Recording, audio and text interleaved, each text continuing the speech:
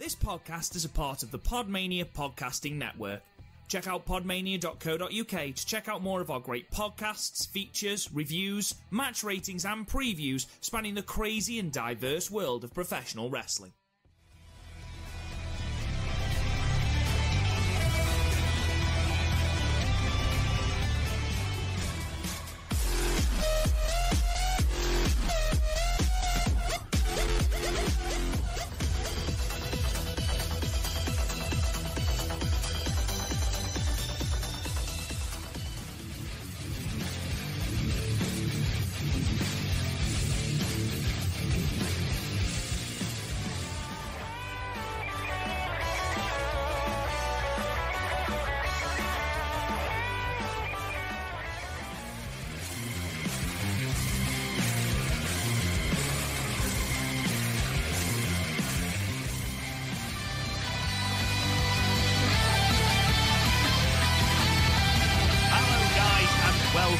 To the Stardom Cast, your weekly audio source of all things world-wondering Stardom, right here on the Podmania Podcasting Network. I'm your host, Rob Goodwin, and I'm joined, as ever, by Independent Wrestling's Matt Turner. Matt, how the devil are you? I'm fantastic, Rob. I hope your weekend was well. Probably wasn't as eventful as mine, as we just spent the last 15 minutes off air talking about the craziness and goodness with my weekend. But how was your weekend, sir? Oh, yeah, significantly less exciting than yours. There was no wrestling seminars and personalities. It was quite low-key. At the moment, I'm sort of nursing a tear in my calf, so I can't do much. So me and my girlfriend went out for a bike ride this morning, which was quite nice. But aside from that, not a lot, really. Not a lot. Would you like to give the listeners a sort of summary, very brief summary of your weekend? My weekend literally started Friday as I pulled up to my house. It was my daughter's prom. I will be posting pictures, probably in a little bit, probably even before this drops, on the Twitter, just so everyone can see just how gorgeous she looked. And it was my wife. My wife is an absolute perfectionist, and it works out in the best way 9.5 times out of 10. So it was about a 3-hour ordeal to get her ready. Not only that, this is like a 3-week ordeal buying dresses. Trying on dresses. I think she tried on something like 37 or 38 dresses. I'm not even joking. Jeez, the shoes I was lucky. I just stay out of the way and sign the checks. And like, hey, do you need my credit card? Like for me, it was so easy. I was like, not a problem. I got a podcast to do. So there was that. Obviously, that was a whole host of fun. I was telling Rob before. I said if the entertainment in my house gets any better, I might have to start filming it when we might do another separate Patreon tier where it would be like the 5-star Grand Prix winner, where you can just watch the craziness that happens in my house. It was so darn entertaining, man. It's so darn entertaining. So that was good. That was Friday. Saturday, I got up early so I can go to the gym, and then drove about an hour to do a Get TV Ready seminar with Kevin Kelly and Allison Danger. That was really, really good. Allison Danger was actually roommates with CM Punk when I was training at the Ring of Honor dojo, and there were some times that Punk would either be stuck in Nashville for the NWA TNA tapings, or I think one time he was stuck in California for a little bit when he was wrestling for PWG, and then I think he went away for a month to go work for 0-1. So a lot of times Danger would run the Ring of Honor dojo, and by run it, I mean she would do like a little bit of the calisthenics and stuff that Punk would have us doing. I don't think it was like the 1,000 squats. I think she felt bad for us because she was such a sweetheart. And I think we only did like 300 or 400, and then instead of having have to wrestle CM Punk after you do all that and have him just wear you down and then stretch you, we just did yoga. So she was an absolute sweetheart. We talked about some old times and whatnot. Talked about some women's wrestling. So. That was really, really fun. And the one of the really good things about it was seminar was over around 4. So by the time I came home, I was home enough to have dinner. So it was like the trifecta. So that was a whole host of fun. But I kind of just want to, not that I want to take this on a negative level, but and I know we have a lot to talk about. And I know this is a Stardom podcast, but obviously if you guys listen to us long enough, you know that me and Rob are big comic book nerds, and the comic book community suffered a big loss this past week when legendary comic book artist and creator Neil Adams passed away at age 80. I don't know how familiar you are, Rob, with Neil Adams' work. I'm sure, just being kind of a fan of the genre, you probably heard the name pop up a few times. Oh yeah, definitely. I mean, it's one of those where I know the name, but I'm unfortunately criminally underprepared with his work, I'm afraid. Oh, okay, well, then I'll just touch on a few things, and then we'll jump right into the goodness that is Stardom. Just because I just want to say a couple words that, when it comes to comic book artists, in my opinion, it's Jack Kirby, Neil Adams, and everybody else. I mean, he's the greatest Batman artist of all time. I mean, hands down, I don't even know who's second best. No disrespect to anybody, but not only was Neil Adams just an incredible comic book creator, an art and an incredible artist as well. But he did more for the actual comic book creators than probably anybody else. Are you familiar with the Siegel and Schuster Superman incident with DC that Neil Adams helped get resolved? Yes, I am actually. Yeah, where basically the long of the short was, and again, I'm not getting all the details, was Siegel and Schuster created Superman, obviously the most recognizable superhero of all time. I mean, everybody knows the S symbol. And they were really, kind of down on their luck and really desperate for money. So they sold 100% of the rights over to DC for something like some crazy low number. And I could be off a little bit. Some crazy low number for like $200 a piece. Like, that's all that DC gave them. And they also took their names off the script. Like, you always, even to this day, like if you watch Superman and Lois or any of the Superman movies that came out from 77 until now, or if you read any of the Superman or action comic book comics, it says Superman created by Jerry Siegel and Joe Shuster. Well, they even wiped for like 15 years. They wiped out their names from any of the credits. Well, the movie's getting ready to come out. And Neil Adams pretty much goes to DC and was like, how much are you giving, the boys, Siegel and Schuster? Like, well, nothing. They signed their rights over. It's like, you guys are about to make millions upon millions of dollars, not only with this movie, the merchandise you're going to make from it, and then the uptick in comic book sales for Superman is going to triple, and you're not going to give them anything. So he fought for their rights on that. And if anybody wants to know any more thing about Neil Adams, he did a series of interviews with Kevin Smith. He actually just re-released them like 2 or 3 days ago. It's Batman, Fat Man Beyond. It's like I think there was like 3 different interviews where he spliced them all together. It's like 6 hours long. It's absolutely fascinating, just fascinating. And then kind of just to put a bow on this, like my personal experience with Neil Adams, I would go and see him every year at New York Comic Con, and he had, when you go into at the Javits Center in New York Comic Con, there is a separate place where for the artists. It's called Artist Alley. It's about 2 football fields long. But Neil Adams, being such a legend, would have his own booth on the main floor. And I think I even saw Marv Wolfman, who did Crisis on Infinite Earths with George Perez. He even said something along the lines of like his booth was slightly smaller than a small battleship. And he's right. I mean, this thing was massive.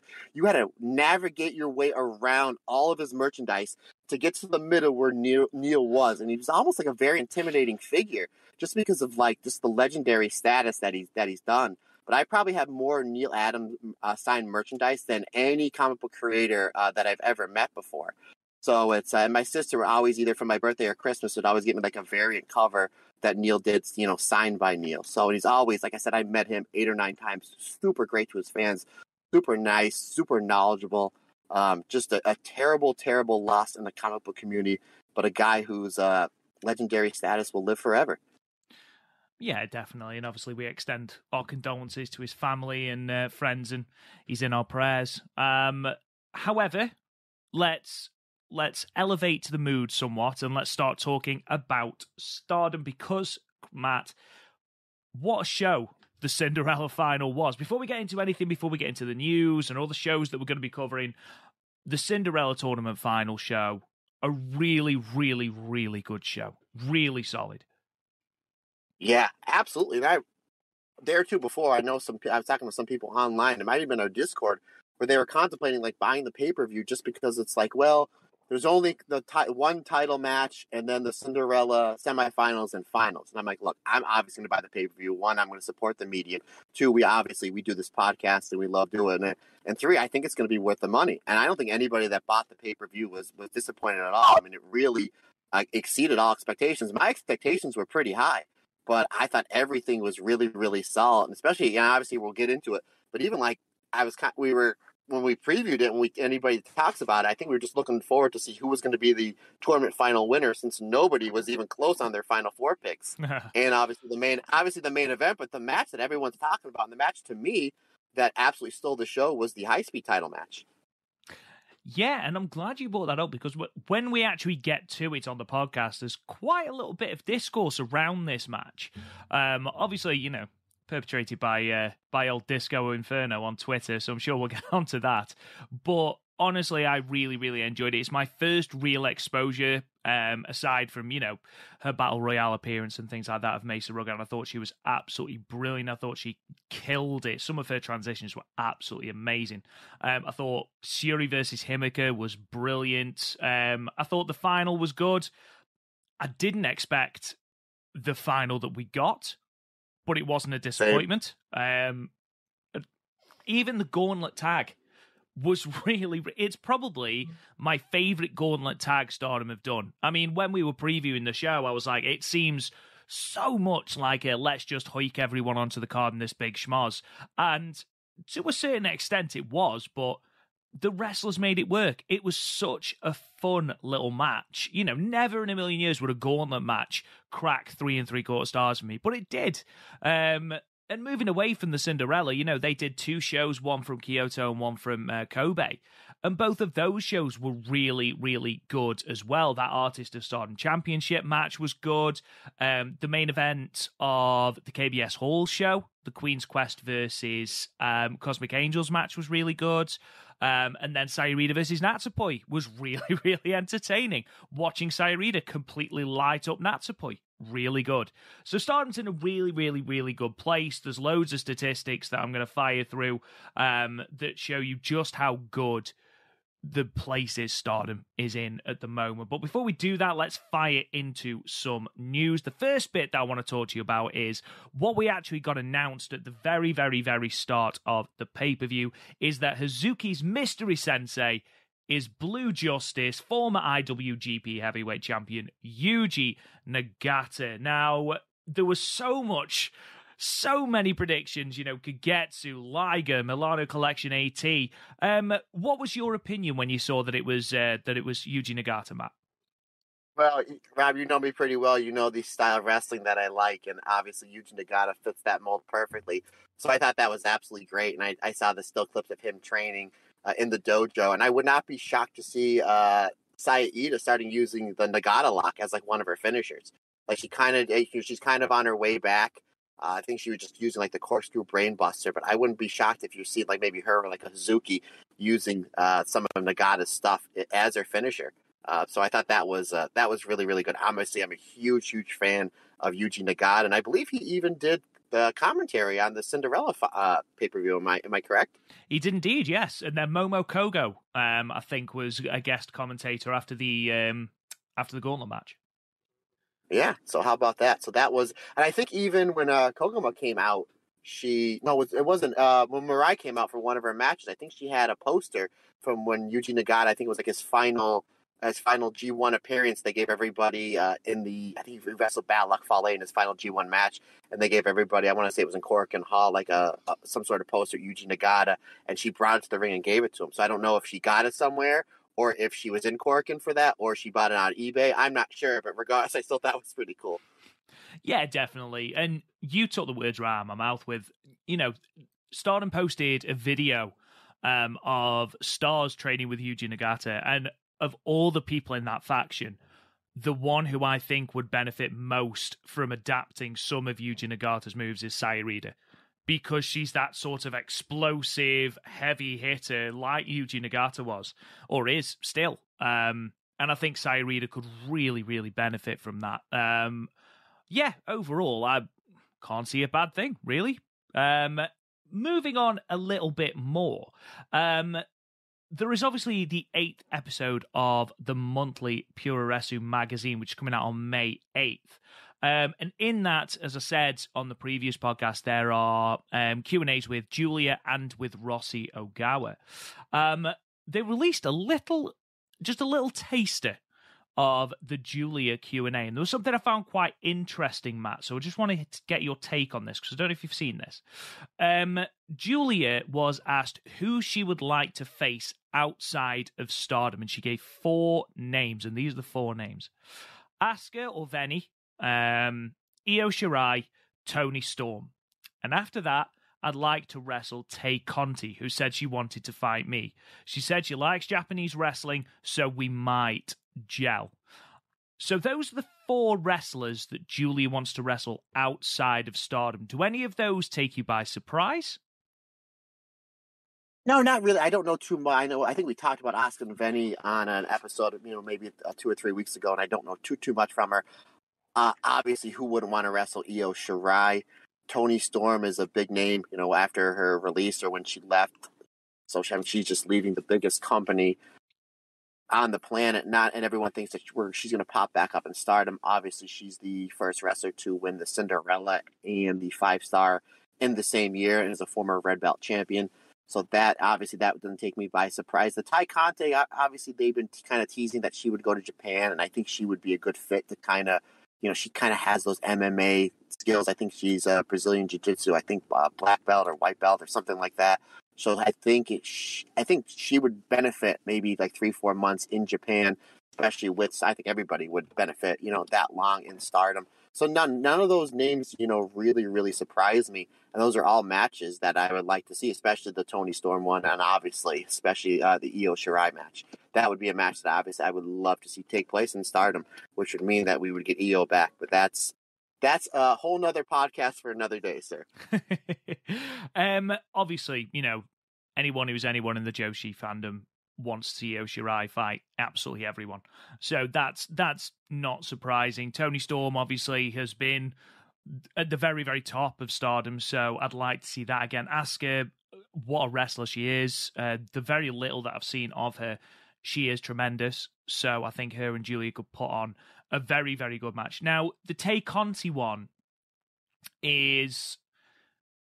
Now, I know that obviously at the moment she is garnering rather a lot of heat as the other half of Sammy Guevara. But taking that aside, how would she wrestle against Julia? And it's a case of would styles mesh well between her and Tay Conti? Honestly, I don't know. I don't watch enough of Tay Conti to actually know what her wrestling style is like. Unfortunately, my knowledge of Tay Conti is very much localized to social media, which perhaps isn't the best. But there's all this... She wrestles a very stiff style. She throws a lot of really stiff kicks, like pumping kicks, almost like in the vein of maybe like a Yoko Bito. And then you're getting Julia, who's just on an absolute tear. And then you're throwing it in a Japanese Stardom ring, which is, I'm assuming, where she'd want to go. So you take that into consideration, and then make your own opinion on it, there, my man. But yeah, she works a very, very heavy striking submission style. And obviously, the place to see that would be this Forbidden Door pay-per-view, which we haven't really talked about because the chances of Stardom wrestlers showing up on this pay-per-view are very slim, seeing as Stardom are running a show on the exact same day. Their Battle at the Top show is the exact same day as that. Pay-per-view, too, I believe, right? It is pay-per-view, so the chances of anyone showing up is very slim. However, whether it's 1 or 2 wrestlers show up at this Forbidden Door show, I don't know. Maybe Mayu Iwatani goes and defends the SWA belt if she beats Tekla for it. Maybe we see... You want my prediction? Say again? You want? I'm sorry. I actually have a prediction about this. If you want me to insert it here, or... Please do. Why not? Whilst we're on the subject. Why we're on the subject, because I figured we would probably bring it up in one of the previews, but obviously the pay-per-view coming up at the end of this week is Mayu Iwatani versus Tekla for the SWA belt, which Mayu has said that she wants to win that belt to not only become the Grand Slam champion, but she wants to defend it all over the world. My thing is the SWA belt will be her key to the Forbidden Door. See what I did there? Huh? Like it. Well done. Look at that. So I think that you will see, and I'm hoping, fingers crossed, and maybe this is just my Stardom bias, I think you're going to see Mayu defend that belt on that pay-per-view. Then I also think you may have like 2 underneath talents on that pay-per-view as well to kind of maybe put over some of the AEW wrestlers. So this way it's like 1 win for AEW, 1 win for Stardom. So say Mayu beats Rio. I'm just using for example because their familiarity with each other. And then maybe you bring in like a Lady C and like a Miyu, 2 of the younger talent, and they lose like a bumper tag match, like a 5-6 minute tag match, like play like Britt Baker and Jamie Hayter. Again, I'm kind of just throwing it out there. So I think that would be a good thing to do. Now, obviously, a lot of people are saying, well, they won't do it because there's a pay-per-view that day, and I understand that. But if you lose a Lady C and you lose a Miyu, not that detriment. Now, again, I'm talking about Mayu Iwatani, the most respected wrestler in all of Stardom, the icon of Stardom. So would it be a detriment if you lose her for a pay-per-view? And I would say yes and no. Yes, because it's obviously you want to see Mayu. But no, because of the fact that she was kind of in a lack of a better term, and I don't mean this disrespectful, and like a throwaway tag match at this pay-per-view, and they drew almost 2,100 people. Not only that, but if you take Mayu out of the equation and you put Kari in, you finally do that Kari Tam match that they kind of tease at World Climax, I think the Stardom fans will forgive old Rasi Ogawa for sending the icon of Stardom over to AEW for their pay-per-view for the day. But again, that's just my prediction. I must admit, I agree with you. I think if Mayu wins, and I think it's, unfortunately, poor tackler, but I do feel like it's a case of when Mayu wins more, if she wins, that is going to be her cue to go wider afield to start looking for challenges, especially since the borders of Japan are going to be opening sooner rather than later.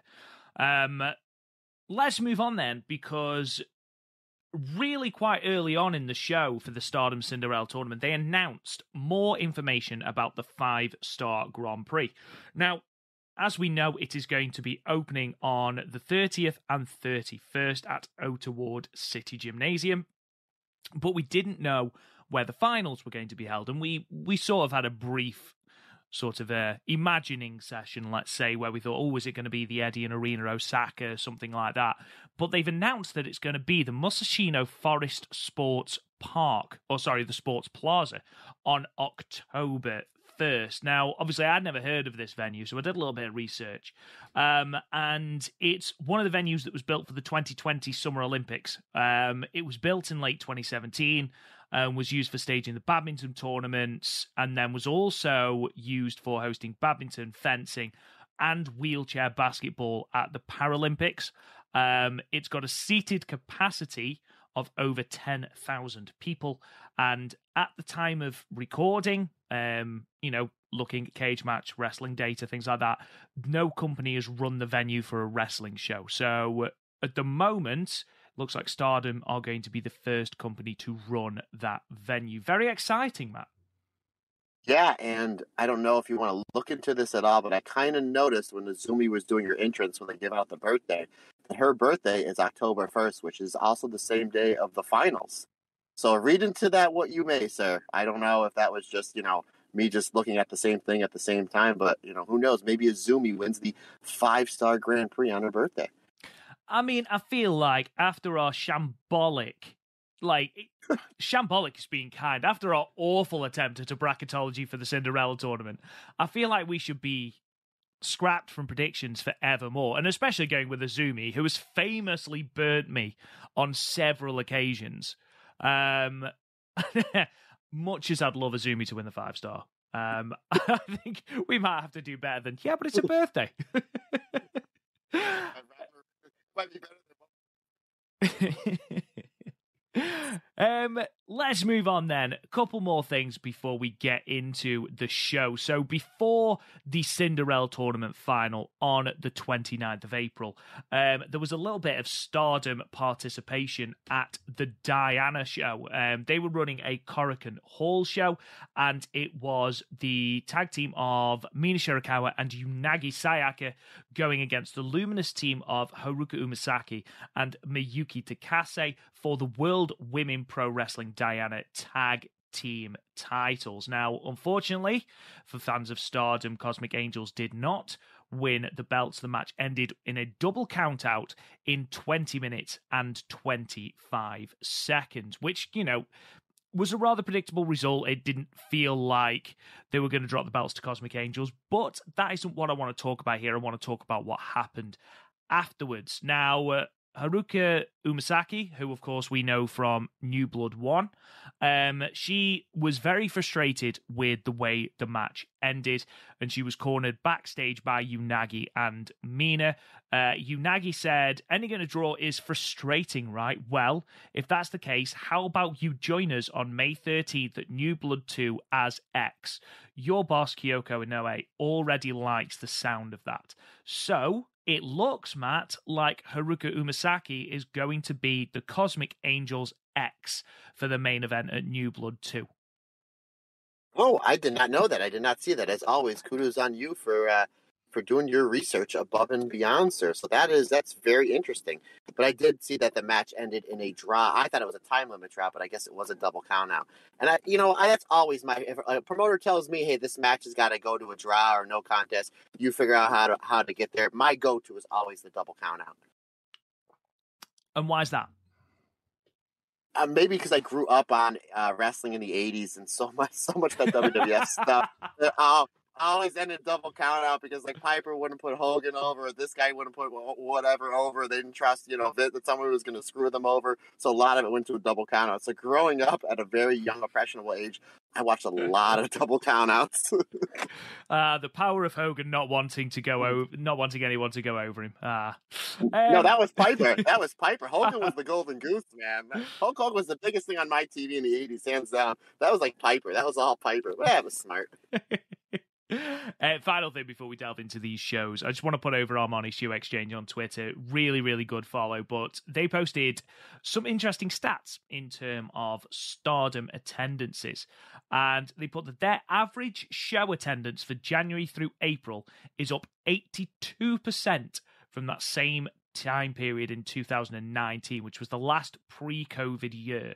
Their total attendance from January through April is up 114% from that same time period in 2019.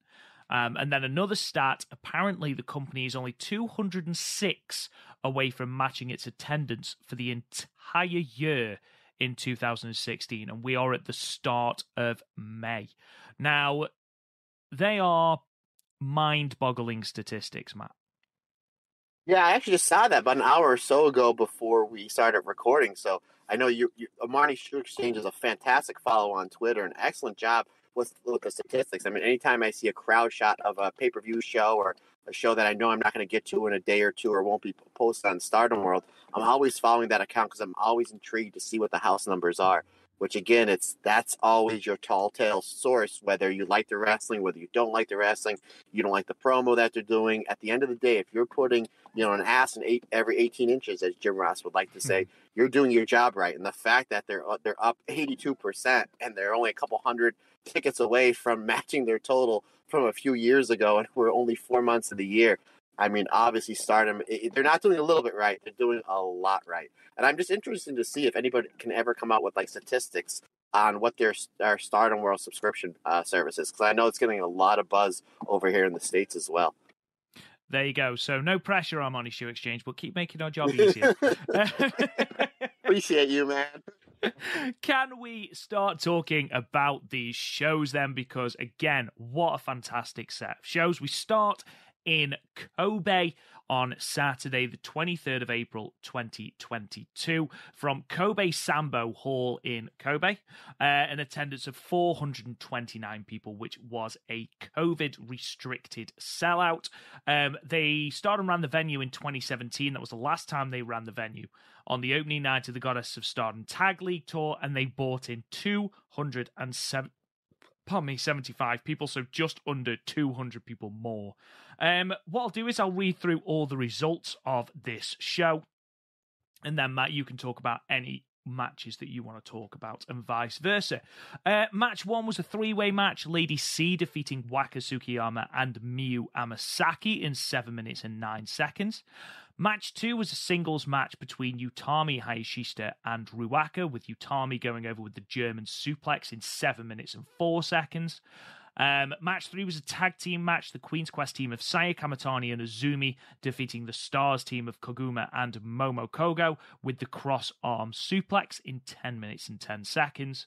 Match 4, a 6-woman tag team match. The Uedatai team of Momo Watanabe, Starlight Kid and Saki Kashima defeating the Donna Del Mondo team of Julia Tekla and Mei Sakurai, with Saki pinning Tekla with the Kishi Kasai in 11 minutes and 45 seconds. Your semi-main from this show was the 6-woman tag team match between the God's Eye team of Syuri Mirai and Amisuri defeating the Stars team of Mayu Iwatani, Saya Ida and Hazuki with the Suzaku in 40 minutes and 37 seconds. And then the main event was the Artist of Stardom Championship match with the champion team Mai Himipoi and the challenger team of Cosmic Angels, Tam Nakano, Mina Shirakawa and Junagi Sayaka, ending in a time limit draw in 30 minutes. Now, Matt, what would you like to say about this show? Apart from... Oh, no, doesn't matter. No, you carry on. Just a couple. I know there's a lot we have to cover, and we've already been talking a little bit here. So I'm just going to kind of just hit on some brief points. The third match with Saya and Azumi versus Momo, Kogo, and Koguma. I say that five times fast. I thought that was really good, and Momo Kogo, she's just getting better each time out. I thought there was a really cool spot where Azumi is going for the double stomp, and Momo gets out of the way. And when Azumi hits, when she doubles back, she rolls right into inside cradle, small package from Momo. I thought the timing of the spot and the ring positioning of the spot, I thought was really, really crisp. So that's all I really wanted to touch on that one. As far as the next match with Uedatai versus Donald Del Mondo, my main thing is I want more Julia versus Momo Watanabe. Obviously, this is completely different versions of both of them. We talk all the time. Julia just having this fantastic presence ever since she's been back from her injury at the end of last year, and obviously Momo with the heel turn. So that's a one-on-one match that I would pay money to see. I thought the show stealer of these two nights, leading into the Cinderella, was this next match, was the God's Eye team versus the Stars team. I think that everybody needs to go out of their way to see this match. This was absolutely fantastic. I just thought everybody gelled really, really well. Again, I'm not going to go into the the finutes, break everything down, but I was really blown away. And I talk about, I think, almost every week, the way Syuri transitions from her striking to her grappling to her submissions. It's absolutely flawless. And you can tell she has that MMA background. So, and I thought the main event was really good. I'm not sure if it needed to go to a 30-minute time limit draw, considering the fact that Natsupoi was in the semifinals of the pay-per-view coming up here just in a few days that we're going to review, and that Himika was in the main event for the Red Belt Championship, and then Micah has a white belt shot in her hometown in the main event for the pay-per-view coming up on Thursday. So I didn't see that it was a reason that this needed to go to a time limit draw, especially when you want to tie that record. I mean, I don't think it would have hurt, Unagi or Mina for them to take like a pinfall or even like a double team move from Micah and Himika, and then maybe Natsupoi come off the top rope with one of her flashy moves there. But other than that, that was my nitpick, but I thought the main event was really, really good. Yeah, I want to echo your sentiments, really. The opening two matches, I feel like we've seen Utami versus Ruaka a lot lately. And it was, what you would expect it to be, two very powerful wrestlers just hitting each other a lot with shoulder tackles. The God's Eye versus Stars match was very, very, very good. And I just want to say that team, that threesome of Syuri, Mirai, and Amisuri, they're gelling so well. They're feeling... And Mirai and Amisuri especially, because we wax lyrical on this podcast about how damn good Syuri is. But Mirai and Amisuri, them as a package, are just absolutely tremendous. Their power, I talk about it all the time, but they feel there's a little bit of star power there, and I can't wait to see them progress. And obviously, you've got a fantastic seller in Mayu Iwatani, so seeing her get ragdolled around the ring by really powerful wrestlers is something I'm really, really into. But I gave that 4 stars. It's this and the main event are probably the two matches I would actively encourage you to go and watch. The 6-woman Uedatai versus Donna Del Mondo match is okay, it's good, but I am slightly surprised that Tekla took the pinfall here, especially against Saki, who's already had a shot at the SWA belt, and I feel like May eating another pinfall isn't going to do anything It just surprised me a little bit that we went with Tekla being the one to eat the pinfall. The Artist of Stardom Championship match, there was lots to like about it. Now, what I did like was, obviously, this result mirrors a time limit draw that they had last year, when, from, if you believe hearsay, Mai Himipoi were supposed to win the titles at that point, but because Himika was injured, they couldn't, so they went to a time limit draw, and then, obviously, Mai Himipoi went on to win the titles once Himika came back. So I like the mirroring there. What I also like is, in that run that Cosmic Angels had with the belts, it felt very much like Tam was always coming to the rescue of Mina and Unagi, and sort of building into that narrative of Cosmic Angels is nothing but Tam and friends. However, in this match, there was quite a few instances where either Mina and Unagi had to stall for time so that Tam could come round, so that Tam could recover from the beating she'd taken at the hands of whether it was Natsupoi, who the exchanges between Tam and Natsupoi were great, or whether it was just saving her from a pinfall. There was a noticeable change from the previous time these two teams met. Instead of being the person doing all the carrying, it felt very much like it was, an equal share this time, which I did like. I also don't think it needed to go to a 30-minute time limit draw. I understand that you want to protect Cosmic Angels, and I understand that obviously Mai Himipoi certainly can't afford to be pinned at the moment, but there's a question on Himika's build towards this title match as we get towards it, and it sort of echoes that her build has not been the best for this title match, and I think you'll agree, Matt. I don't understand why she didn't pin someone here. I mean, her pinning Unagi, it's not going to derail Unagi's push. It's not going to derail Cosmic Angels' push. However, it just makes Himika look that little bit more powerful heading into that match with Syuri, which, no one thought Himika was going to win that match anyway. So build her up as this monster for Syuri to overcome. But that aside, I gave both the last two matches on this show 4 stars, Matt. What about you? Yeah, I gave the last match I had 3 3/4, and then the semi-main, the God's Eye versus Stars, I had it at 4 as well. So as usual, my friend, we were pretty much right on the money. But yeah, I kind of just want to echo your sentiments.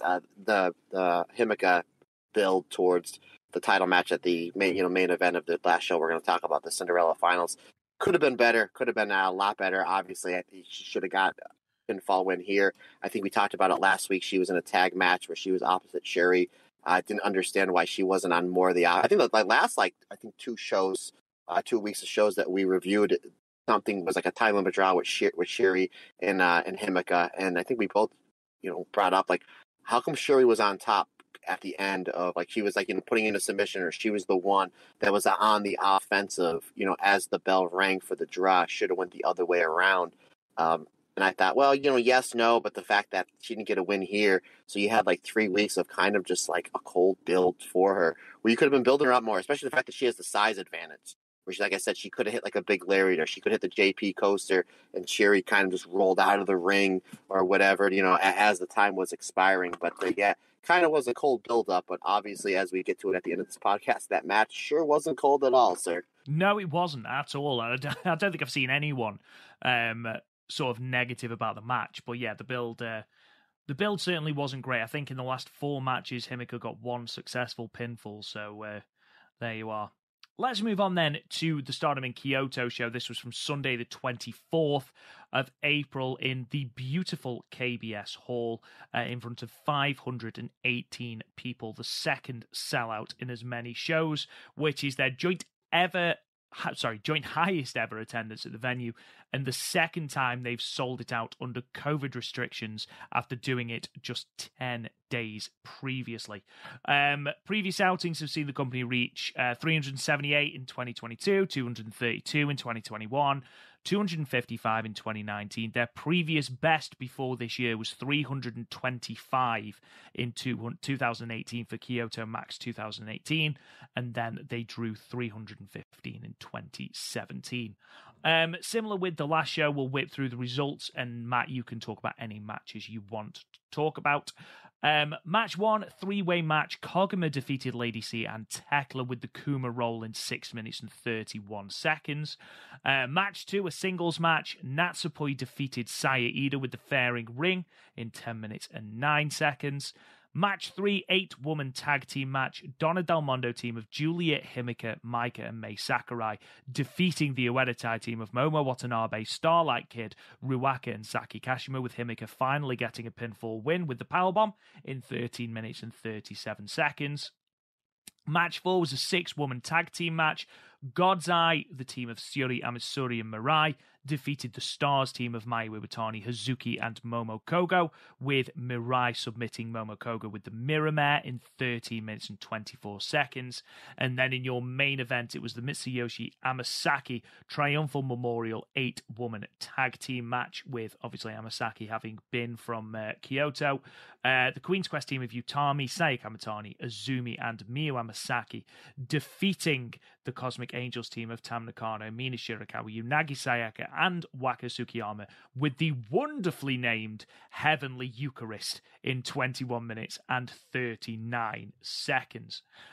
So, Matt, what was your opinion of this show? Which matches stood out to you? Which would you like to talk about?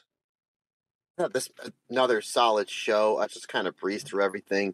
That after the this Saya Ida Natsupoi match, there might be time to time on this podcast and in our general texting conversations that we do, that I might refer to Saya Ida as Saya Ida Kabashi, because she just throws loads and loads and loads of chops. And poor Natsupoi, you could see she was blistered all the way from the middle of her chest all the way to her shoulders. So it's like, jeepers creepers. Moving on to the next match, the Uedatai versus the DDM. Again, Momo Watanabe, who obviously we're huge fans of on this podcast, and I think everybody is as well. Looked like an absolute killer here. Like, just an absolute killer. Like, she would take a couple shots and then kind of just breeze through them and then just throw like one or two really big kicks.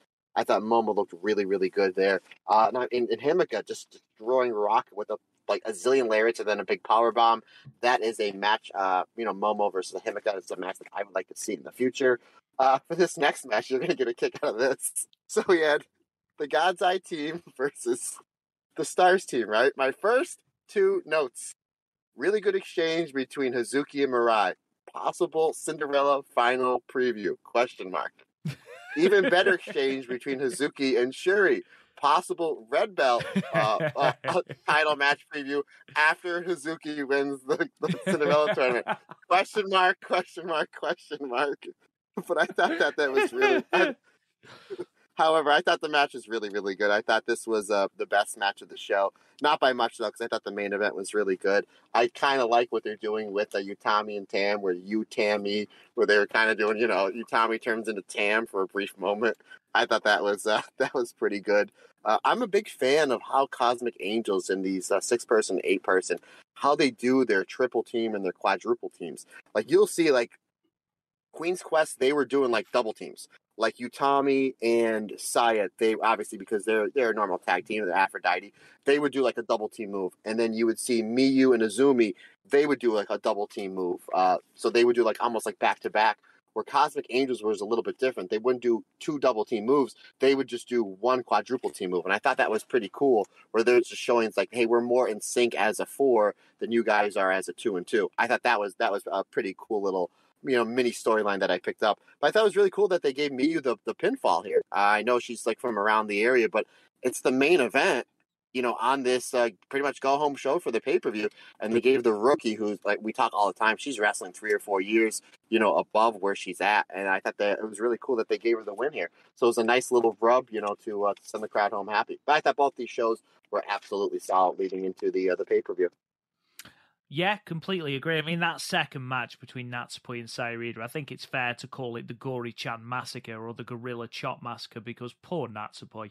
I mean, there was I think it was on the official Stardom Twitter, and Natsupoi does her post-match comments, and she's obviously jokingly, but in tears because her chest is that red. She was so excited to face Sayuri, and Sayuri just chopped the fairy out of her. It was It was brutal.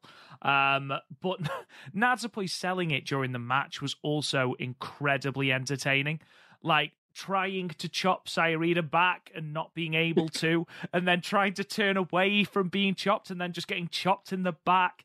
And then Which is worse. Exactly. As a pro wrestler, chops in the back are where I'd rather get chopped anywhere on my body, literally anywhere on my body, than getting chopped in the back. Just take the chop. It's so damn stingy. God bless her.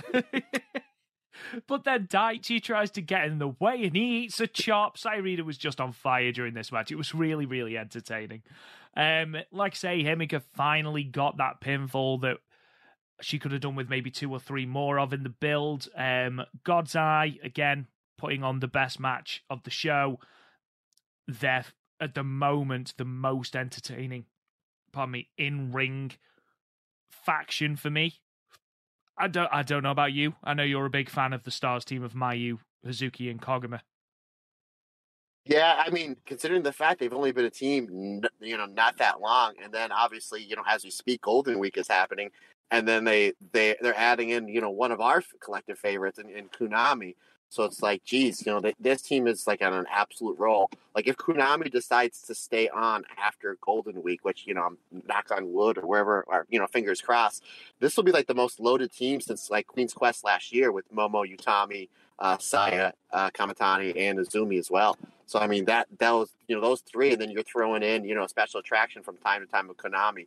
Just absolutely brutal, again, for the style of wrestling that I like. The serious, the hard-hitting, the great psychology, the building to submissions, the building to finishes, the building to big moves. I mean, those 4 are just absolutely fantastic. And considering the fact I've only seen, Amy Sora just for the little bit that she's been in Stardom, but completely blown away by what she's doing. And I mean, Mariah as well. I mean, look at the way this roster is just shaken up since the beginning of this year, and obviously in a super positive way. And again, can kind of tell by the attendance as well. I mean, obviously we're enjoying it here. I know majority of our fans are enjoying the new roster shakeup and the matches, and obviously, the fans over there in Stardom World as well, if they're drawing, these consistent sellouts as well. Yeah, completely agree. Now, obviously, the most exciting thing in the main event was the return of Utami Nakano. And I do really enjoy how Utami will do little flashes of Tam and then will pretend like it never happened and sort of look at Tam like, what are you on about? That never happened. And even Queen's Quest have started to play into it now. Like, you can hear Saya Kamatani going, no, nothing, she didn't do anything. And I quite like that. Just that little mind game between her and Tam. But Miyu was great. And then you could see what it meant to her when she did get the pinfall. Just burst into tears. The poor girl was so nervous at having to address the crowd at the end of the show. Because, this is... I mean, she's probably still in single digits of matches wrestled for Stardom. So to close the venue where she said at the start that she'd seen so much wrestling before, she'd been there all the time watching matches when she was little, to win at that match, to get the pinfall in that main event at that venue and then close the show, it's quite overwhelming for her. So I thought she did tremendously well. But yeah, another solid show. I don't think there's anything worth skipping on either of these shows. I think they're good quality wrestling and it's good fun. However, the main event of this podcast is, of course, the crowning of the Cinderella Tournament Winner 2022, and that took place at the final show on the Friday, the 29th of April 2022 at Ota-Ward City Gymnasium with an attendance of 2,017 people, which is the 6th largest reported attendance in Stardom history. It's the largest attendance drawn at Ota-Ward City Gym by Stardom, having drawn 1,240 at Tokyo Dream Cinderella and 1,539 to the 5-star Grand Prix final last year. So a huge attendance at this. And when you put the fact that we are at the end of April, they drew round about 2 lots of 3,000 for the World Climax shows and this 2,000 here. They've done tremendously well again at exposing Japan to Stardom, Matt. Yeah, absolutely amazing. And again, kind of piggybacking on what we talked about just a little bit ago, considering the fact that you had all your big stars, majority of them, all tied up in that gauntlet match. You had Saya Kamatani, you had Utami, you had Mayu, you had Julia, you had Tam, whoever else I'm forgetting. Considering the fact you had all your big stars kind of tied up in that match, that I don't think anybody was like, I'm not sure if I'm going to go to this show. I'm like, oh wait, they're doing this gauntlet match that Mayu Utani's in, I'm in. But considering the fact that really they kind of sold over 2,000 tickets based on the semifinals, the finals, and that main event match, I mean, it just goes to show you the depth of that roster. It's absolutely insane. Just to show you that it's like anybody can really carry the ball right now. I mean, obviously, you do have your kind of big core 3 or 4 that people are paying to see. But the fact that you have Himika in the main event and it's drawing almost 2,100 people. Absolutely. And kind of, again, no disrespect, kind of cold. She's kind of going into this title challenge cold, and you're still drawing almost 2,100 people. Absolutely a phenomenal number.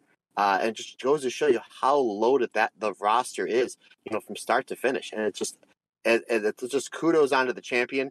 Obviously, Syuri's doing a great job, and kudos onto the booking for Stardom, because they're making everything fun to watch and sensible. And we talk about it all the time. Like, one of my favorite storylines going on right now in Stardom is about someone who's never won a match before. Not only not winning a match, but like when they put her in these multi-person matches, she's eating the pinfall.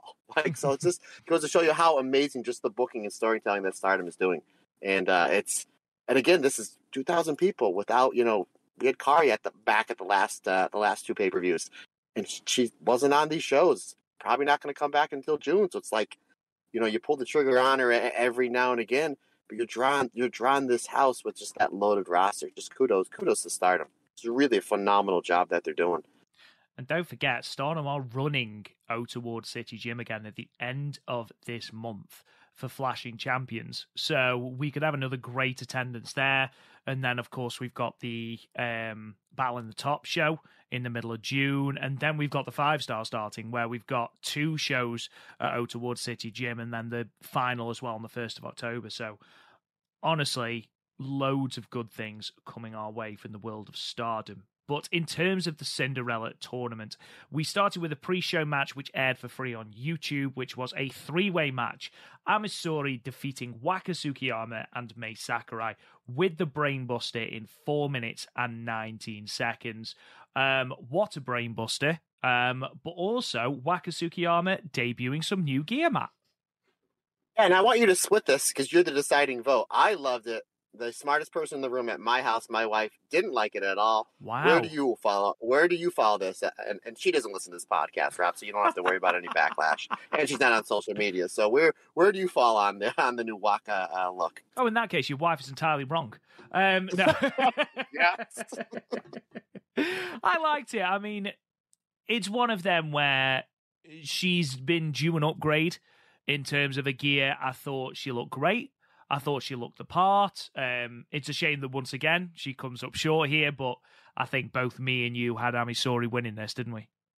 Yeah, over Waka. So hey, we got that. Hey, we got something right, and then the next one we're gonna say is Cinderella. Look at that; it's a rarity. It's almost like getting hit by a lightning bolt while holding the winning lottery ticket. That's how rare it is when it comes to me and you right in the Cinderella tournament. Absolutely. And I asked for questions on Twitter and Discord and Patreon, and a lot of the questions were, how could you be so wrong about the Cinderella tournament? And honestly, I have no idea. It's been so difficult to predict in terms of this year.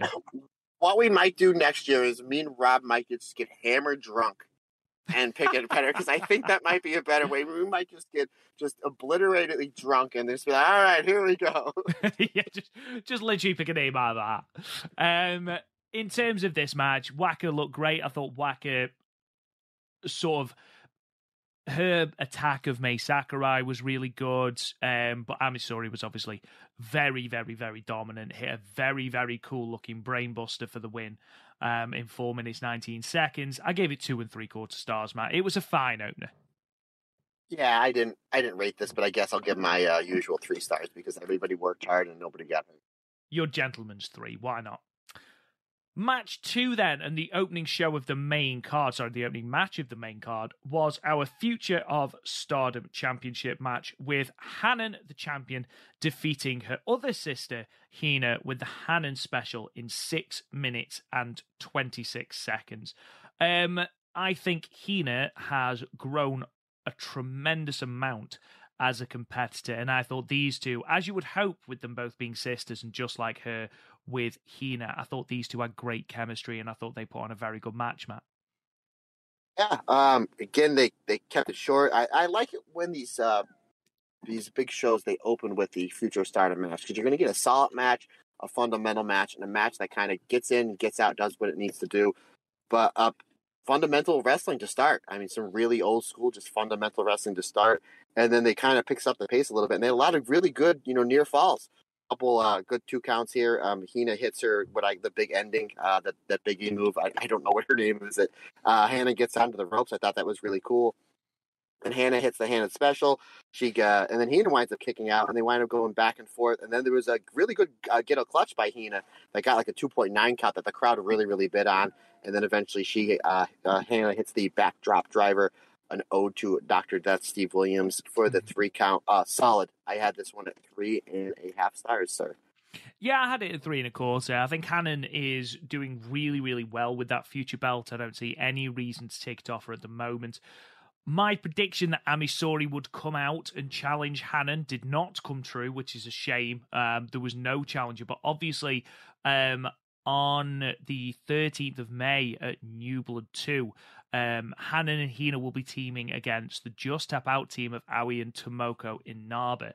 And Hanan has name-dropped Inaba because she's the Sendai Girls Junior Champion. So I get a feeling that we might get an Inaba challenge after that New Blood match, which I wouldn't necessarily be against because both Inaba and Aoi looked very, very good last time we saw them.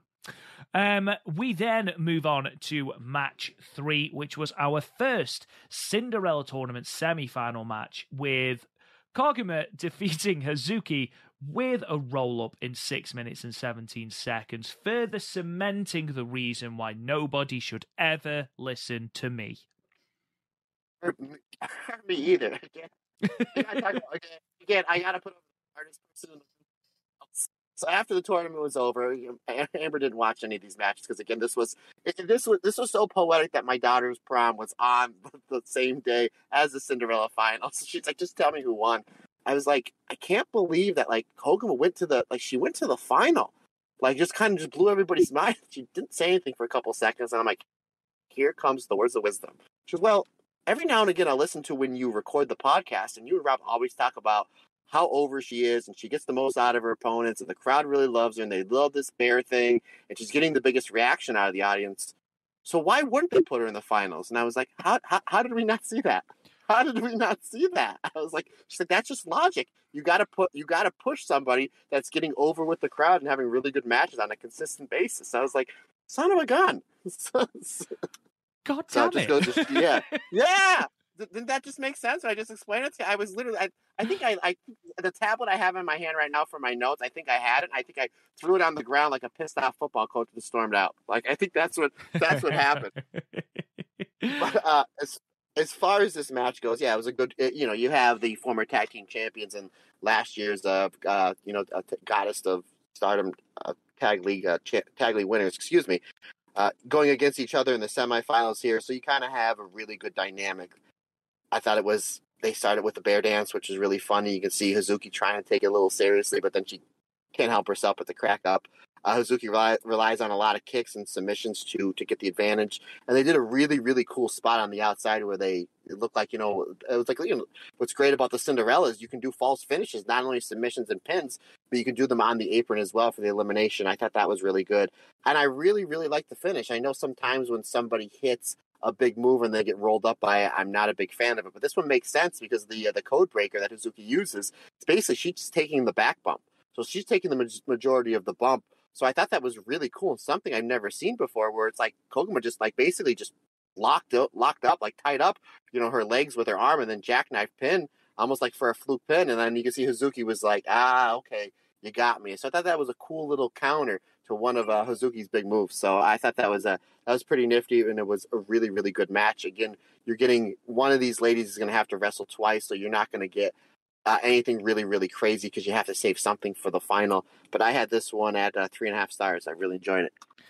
I actually had it at 4 stars. I loved the chemistry between these two because I really like it when tag teams fight, just because they know each other so well and they have such great chemistry. And they showed this here. You've got Koguma, who is very much the light-hearted comedy relief, which, you know, that's how she's seen. She's still a phenomenal wrestler. Let's not, make bones about it. But you've then got Hazuki as sort of the straight person to, Koguma trying to get everyone to do the bear dance. You've got the entire Stars banging on the ring apron on the outside. And you've just got Hazuki who refuses to do it, kicks her in the face. And then throughout the match, you see little moments where Hazuki's shouting at Koguma to take it seriously, which I love. And then that moment where she transitions that code breaker into a roll-up, brilliant. It came out of nowhere. It was short. It was sweet. But honestly, these two women looked really, really, really good together. Was I surprised that Koguma came out on top?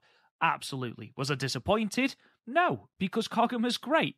And the more chances I get to see Koguma wrestle, the better, because she's fantastic. And I hope, genuinely, because this is her second final in 2 consecutive tournaments, and I hope she gets a singles opportunity at someone that isn't just the high-speed champion, because I feel like she deserves it. I think I don't want to say a lesser pay-per-view because that is not fair, but like Natsupoi did when she challenged Tam for the white belt, I think Koguma could be a great challenge for that white belt. She's proved against people like Julia, against Azumi, against Sayaka Mitani, that she is great against bigger opponents, against, more powerful opponents. So I'd love to see Koguma go up against that, but I gave it 4 stars, thought it was great. Koguma moves on to the final, which I think surprised everyone, because not only did I have Hazuki to win, I also, in our power rankings, ranked Koguma bottom, as did you. Me too. Yeah. I think we said something along the lines of like Hazuki and Mirai are like right there, but we gave Hazuki just an edge. And then a couple steps below was Natsupoi, and then a couple steps below that was Koguma. I'm like, well... what do we know? Can't win them all, can you? Yeah, at least we're terrible at predictions, but damn, at least we're entertaining. We move on to find out who Koguma will be facing in that tournament final with our second semi-final, Mirai defeating Natsupoi with the Mirror Mare in 8 minutes and 14 seconds. This was perhaps, I'd say, the more predictable result. I think even though we had Natsupoi slightly higher in the power rankings, I think deep inside we both knew that Mirai was advancing here. I think we might even said, well, if Koguma wins, maybe they'll have Natsupoi because they'll have the styles. They like the high speed. But this match and just with the finals, they had styles clash, and both matches really good. This was my favorite match of the whole entire tournament. I thought this was really good because you had the styles clash. You had Natsupoi, using her speed, and you had her going up against Mirai, who's a heavy hitter. We alluded to before that probably Natsupoi didn't want to get hit anymore, considering the fact what Saya Ida did to her just a few days ago. So maybe she was moving just a little bit faster, and this one was like, well, not only do I want to win, but I don't want to die either. But I thought that was... kind of, maybe just a little mini story I had going in my head. But I thought it was really good how it was just like Natsupoi was just dodging a lot of Mirai strikes. Eventually, Mirai hits that left-handed lariat, and as the match is building, Natsupoi hits that second rope German onto Mirai. Jeepers, criminies, holy jeez. That was like the spot of the match. That was just, she landed her really like high and tight, so it was in a safe spot. Like she threw her perfectly in the way that Mirai was able to land and just tuck her neck. But if that thing was just like a half an inch off, I mean, I don't even want to think about what had happened. It was scary to look at, but the landing was safe, and the way that Natsupoi just like throws that German suplex where she doesn't bridge, it's just a thing of beauty and scary all at the same time. I thought the Natsupoi towards the end was she got a lot of close near falls with a high speed offense. Eventually, Mirai works the arm. She gets in the double wrist lock for the tap. Again, this was my favorite match of the tournament. I had this one at a solid 4 stars, sir. Same with me, 4 stars. I mean, these two just went at each other. It was great. And whereas, we talked about how Koguma and Natsupoi would have the same sort of style, this was such a clash of styles, but it worked so well. Whether you want to tell the story that Matt did about how Natsupoi is basically going, no, you can't catch me, I'm the gingerbread Natsupoi, so that she can't get slapped by Mirai, or whether you are sort of supporting Natsupoi as the underdog, or you want to watch Mirai behead someone with a lariat, whatever stance you're taking, this was an enjoyable match to watch. Mirai looked great. Natsupoi's suplex and how she is able to hoik people around the ring, irrelevant of their size, never ceases to amaze me. And you're absolutely right, Matt. Even here with someone the size of Mirai and someone who there's such a size difference between her and Natsupoi, absolutely astonishing.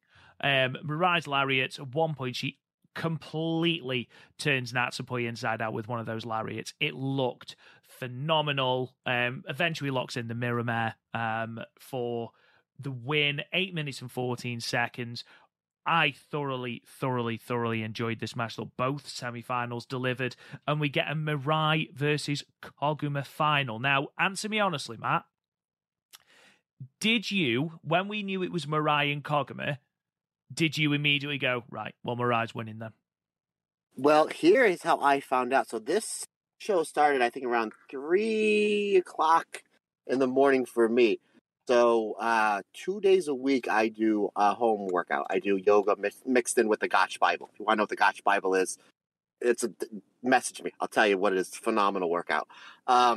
So this was Friday. So as I woke up and I was like, oh, I'll do my home workout while I'm watching this. When I put the pay-per-view on, it was right at the tail end of the gauntlet match. So then they, made the announcement, it's the final for the Cinderella. I said, okay. So Mirai comes out, and I was fully expecting for Hazuki to come out. And I was like, oh, wow, we were off on this one, huh?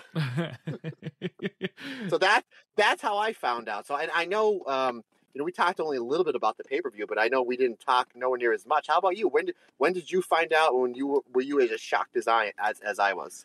I didn't expect Koguma to get through against Hazuki. I mean, props to Stardom for not getting the easy route, I suppose, but I felt like there was a story there for Hazuki, especially after coming in and not. I mean, she was in the obviously FWC with the tag champs, but not. Some people have called it an underwhelming run. I don't know how I feel about that, but I can sort of see where they're coming from. But again, take nothing away from Koguma. She thoroughly deserved to be in that final. And again, I imagine you were surprised when the ice cream music came back on.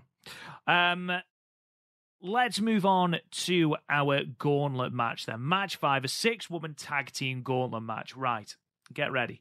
So, the Cosmic Angels team of Tam Nakano, Mina Shirakawa, and Unagi Sayaka defeated the Donna Del Mondo team of Julia Tekla and Maika, the Uedatai team of Starlight Kid, Ruaka, and Momo Watanabe, the Uedatai team of Saki Kashima, Fukigen Death, and Rina, the Stars team of Mayu Iwatani, Saida, and Momo Kogo, and the Queen's Quest team of Utami Hayashishita, Sayaka Matani, and Lady C via over-the-top rope elimination in 25 minutes and 12 seconds. Give that guy a shot of Jack Daniels, folks. Genuinely, though, really fun, this. I enjoyed this light years more than I thought I was going to, Matt.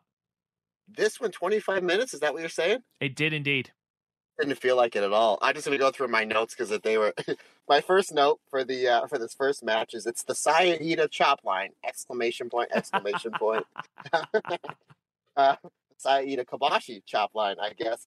I really enjoyed the springboard magic killer triple team move that Queen's Quest did. Choke slam gets countered. Lady C's choke slam gets countered by Mayu Iwatani. I thought that was really good. So then we get into where the Uedatai team, the Ruaka, Momo Watanabe, and Starlight Kid go up against against the Stars team. My one note for this match was that more Momo versus Saida, please. That's obviously you would have the chop versus the kick, so that would be almost like Kenta Kobashi versus Kenta. If we're gonna go the Kobashi route, I thought that was really good. Then we get one of your favorites comes in, the other way of time team, Fukin Death, who basically was I believe was she your original pick to win the Cinderella tournament? Could have been at this point. She was. I'll be honest, I could have picked anyone. I still wouldn't have got it right. I thought this was fun. We're having the two heel teams, not only two heel teams, but the same faction go up against each other. I thought that was fun. And then you get the I'm stumbling over my words. I'm laughing so hard. You get the Down Mendel team of Micah, Tekla, and Julia. I thought that was really good. There was a lot of really good triple team spots from the two of them. Obviously, Micah hits Micah must really not like Ruaka, because she just drills her with this big Stan Hansen S lariat and the Michinoku driver for the win. And then we get the Cosmic Angels team. They come to the ring, and it's basically the Down Mendel team. They basically do the jump start. I don't know if they didn't want to see Tam dance, which if that was the point, I have heat with Julia. But I thought that was really, really, really good. And everything flowed really well and everything was really fun. And then Julia and Tam, they turned back the clock a year and some change and started slapping and stiff headbutting each other. Just basically a really good way to end this, because you're playing off that feud that is still there. There's still, I think, more to see. I still think somewhere down the line, there's another one or two big matches out of the two of them. And then Julia just eats that disgusting German onto the apron for the elimination. I thought that was really good. Nice little, thumbs up from Cosmic Angels, considering the fact that they're always seem to be eating losses in these multi-person matches. So I thought it was good for them to get a big win on the pay-per-view. Now, answer me this. Do you think that Julie was supposed to hit the floor on that elimination?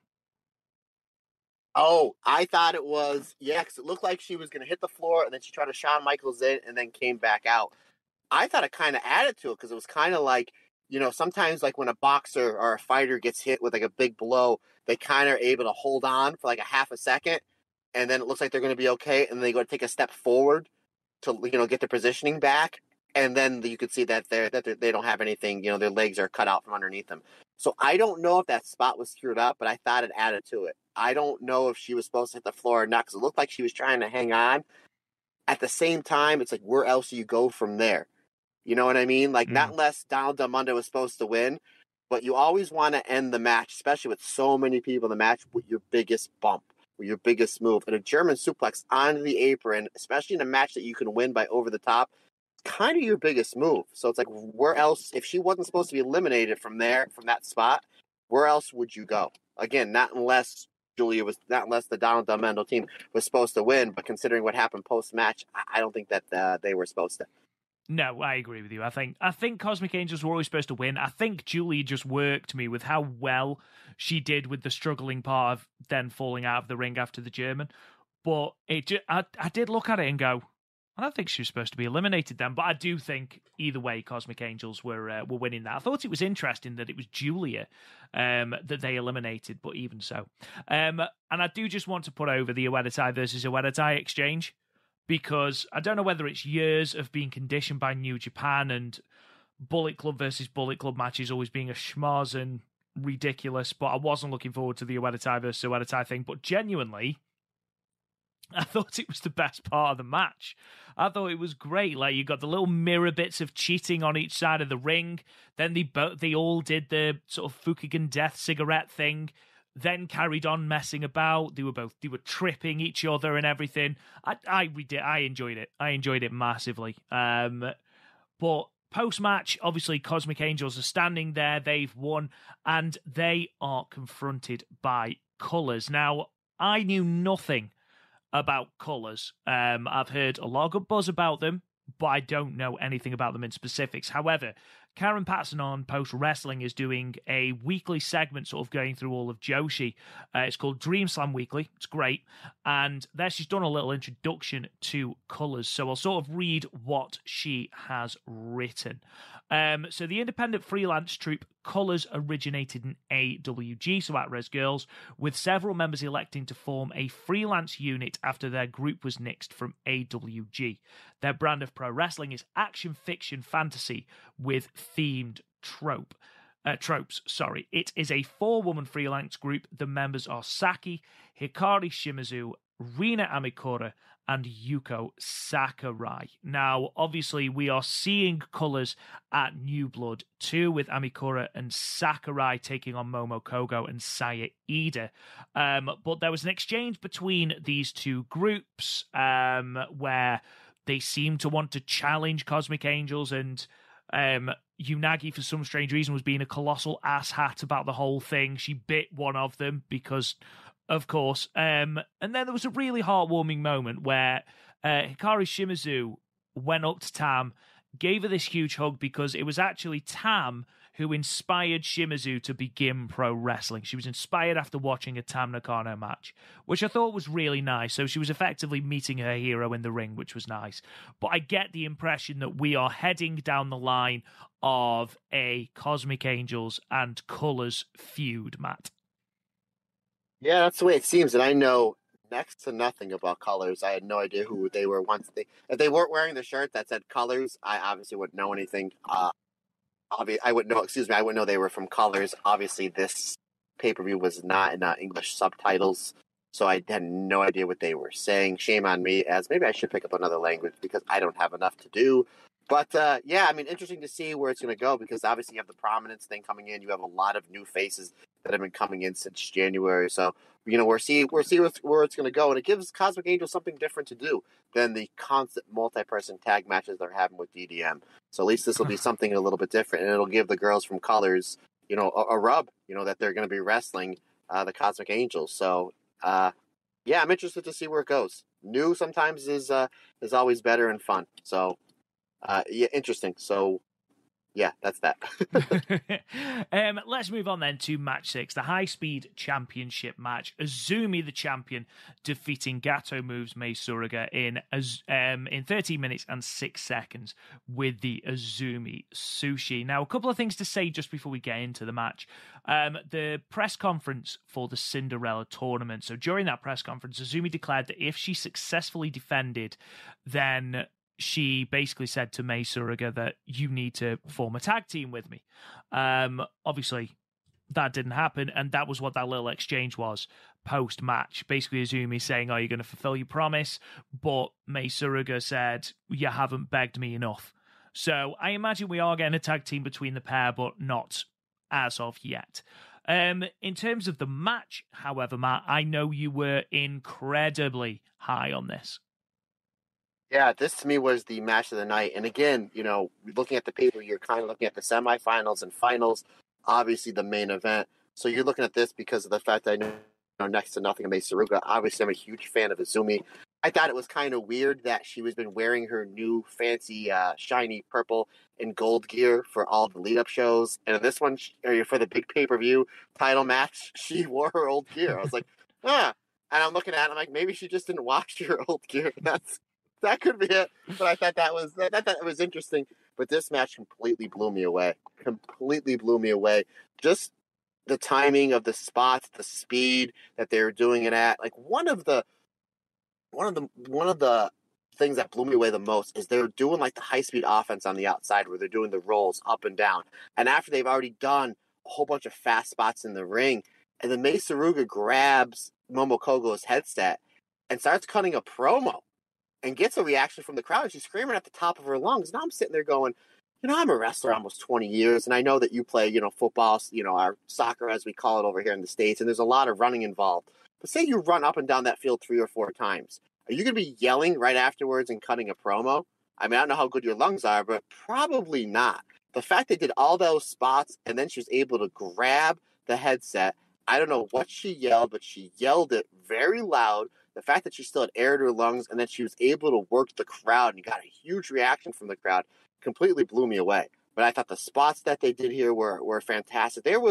I was bitten more on the false finishes on this match than I was the main event. There was a couple times where I thought, holy jeepers, they're gonna put the belt on Mei Suruga because she was countering a lot of Azumi's moves. I thought there was all the near falls were really, really good. I like the psychology where eventually it looked like almost Mei Suruga was beating Azumi at her own game and the high speed where Azumi's just like, well, I got this arm submission. I'm going to keep going for it. And she was kind of building upon that. And eventually Mei Suruga was countering it. And then eventually I thought maybe Mei Suruga was just a little bit too fast for her own good. And she got hit with the the double Azumi sushi. I thought this was terrific. I see some people's complaints, with the ref spots that they had in the match. For someone who likes serious wrestling, I see your point there, but I don't agree 100% because it was very insignificant compared to like all the great stuff that happened in the match. It was only 15-20 seconds of the match, and I can't take that 15 or 20 seconds that was kind of just like and considering the fact that all the other good stuff, great stuff that happened in the match, and say, well, I didn't like the match because I didn't agree with like this 10 or 15 seconds. To me, I think you're just being bitter, and you kind of just need to get over yourself. And the fact that if you didn't like this match based on that spot, just that spot, I generally feel bad for you. And if I see you in public, I'm going to give you a hug. But if you didn't like the match because high speed is not your cup of tea, then I understand that. But don't let that little spot, whether you liked it or disliked it, take away from what was just a phenomenal performance. And from two phenomenal wrestlers. If I'm Rasi Ogawa, as soon as that match is over, I'm literally going over to Mei Suruga and I'm throwing a pen and paper in her face saying, sign this contract. We talk all the time. It's like, how much bigger can this roster get? They're constantly bringing in new people. Like, when's enough? Tekla's doing a phenomenal job. Mirai's doing a phenomenal job. Amy Sori's doing a phenomenal job. I want to see Mei Suruga in Stardom ASAP. And I did not know that the end game here is for a tag team for Mei Suruga and Azumi. It seems like that's what they're building. So kudos to you, good sir, for always doing your research, because if that's the route that they're going, then probably you'll see Mei Suruga probably in Queen's Quest sometime this year. Maybe. And Colin Matthew on Patreon actually said, I'm glad you sort of veered into the discourse around this match. Colin Matthew on Patreon actually said, can you talk about the folks' treatment of the high speed match? I've seen a ton of attitude towards it, or more specifically the comedy spot at the beginning. Fans can like what they like, I get that, but the judgmental opinions have driven me nuts. And that's sort of what you said. I mean, if you isolate 15 seconds of a match, you can make it say whatever you want. You can make it fit whatever narrative you have. I think this was always going to happen when Dave Meltzer announces the best women's wrestling is in Stardom, because unfortunately wrestling, though I want it to be a place where everyone is allowed to have their own opinion, you can't have your own opinion without it being shot down, which is unfortunate, but that's the culture that we live in, the social media culture that we live in. Obviously, there's one very high-profile person who has come out and said, so this is the best women's wrestling, is it? And it's that bit where Azumi and Mei Suruga have run around the referee. But the chances of that person having watched the entire match is very slim. And basically, not to be horrible, but are seeking relevance by saying something controversial. And they were shot down significantly by the likes of Kenny Omega and Lance Storm. So I'm not going to say much more about that. But the fact is, this was a good match. If you didn't like it, you watched the whole match and it wasn't for you, then that's absolutely fine. That's absolutely fine. However, if you're just going to isolate one moment from a match and say, well, this isn't very good, then what's the point? If you're watching wrestling to be miserable, do something else. Stop. Yeah, please stop. Yeah. Please stop. If you have a podcast or a meeting where you're supposed to talk about something and you're just going to bury it, that's like Rob saying, hey, Matt, come over to my house. I'm going to play this video game, Mario 3. I'm like, okay, great. And I drive over to his house. I get beer, pizza. I'm like, oh, tell me about this game. And you're like, man, it sucks. This is terrible. We're going to have the worst time playing this game for an hour. Why am I wasting my time? Well, you may as well just kick me in the nuts and send me home. What's the point? I mean, I've figured out that if I invite you to my house, you're going to bring pizza and beer, and all I've got to do is kick you in the nads. So, brilliant. But yeah, I'm not going to flog a dead horse. I mean, again, watch the things you like. Don't watch the things you don't like. I mean, I don't understand why that is so difficult for people sometimes. But as for this match, as for my opinion, Matt, you've pretty much hit the nail on the head. I thought that some of the stuff that these two did was tremendous. I thought Mei Suruga's reversals in the ring towards the end were absolutely phenomenal. It takes a lot to keep up with Azumi, and Mei Suruga did that fantastically well. And it seemed like Azumi was having a ridiculous amount of fun wrestling Mei as well. I mean, she seems like the high-speed version of you, just relentlessly happy and positive, and it's infectious. So I'm not surprised in the slightest Azumi seemed to be having the best time. I gave it 4.5 stars, Matt. I thoroughly enjoyed this. And what a reign Azumi's having. Yeah, I had it 4 3/4 stars. And here's something else. You have the high-speed belt, and we talk about this, from time to time. Like, is Azumi too big for the high-speed belt? At the same time, what do you have her do? You have her lose to Syuri, you have her lose to Saya, or whatever. But it's at a point where it's like, I think at the age of 19, you can keep her this division for a year, 2 years, 3 years, and she's still going to be in her young 20s. You're not throwing away her career. What you're doing is you're building this belt up. And for all intents and purposes, in my eyes, this is the 4th biggest belt in the company. Obviously, you have the red belt as 1, the white belt as 2. I'm a tag team guy, so I'm going to put the Goddesses belt 3. And geez, if Mayu wins the SWA belt and takes it all over the world and wrestling on a pay-per-view in front of almost 20,000 people, geez, that's another story for another day. But it's at a point where Rasi Ogawa can look at this match and be like, I can do this at a rematch in Korakuen Hall, or I can do Azumi versus Natsupoi or Koguma at Korakuen Hall, and I can sell 800-900 tickets, with a solid undercard based on the 3rd or 4th biggest belt in the company. That's insane. I don't think any other wrestling promotion in the history can ever say that. I don't think Vince McMahon was looking at 1997 saying, what, I'm going to sell at Madison Square Garden with the European belt. No offense to D'Lo Brown or whoever was holding that belt. You know what I mean? Not going to happen. Like, you can do 800-900 people with Azumi as a high-speed title match in the main event. Again, you give it a good supporting cast, solid underneath, but it's just like, geez, like, this is their 4th biggest belt. And this is the match on a pay-per-view, to me, was the best match of the show. And the match, for either good or bad, is getting more buzz than any other match on this card. It just goes to show you just how fantastic Azumi is. And again, take nothing away from May. I'm completely blown away by her performance. And I hope we see her full-time on the Stardom roster as soon as possible, because she totally deserves it. Now, I'm going to say something now which will probably put over just how much I liked Mei Suruga. I've never been interested in Gato Move. From the bits I've seen, it hasn't interested me. It's sort of, it looked a bit too comedic for me to watch, to enjoy. However, seeing Mei Suruga has made me want to check out that show. That's how much I enjoyed her work. Completely wrong-footed me with how good she was, and I'm really, really made up that she had such a good performance here. We move on then to the Cinderella Tournament final.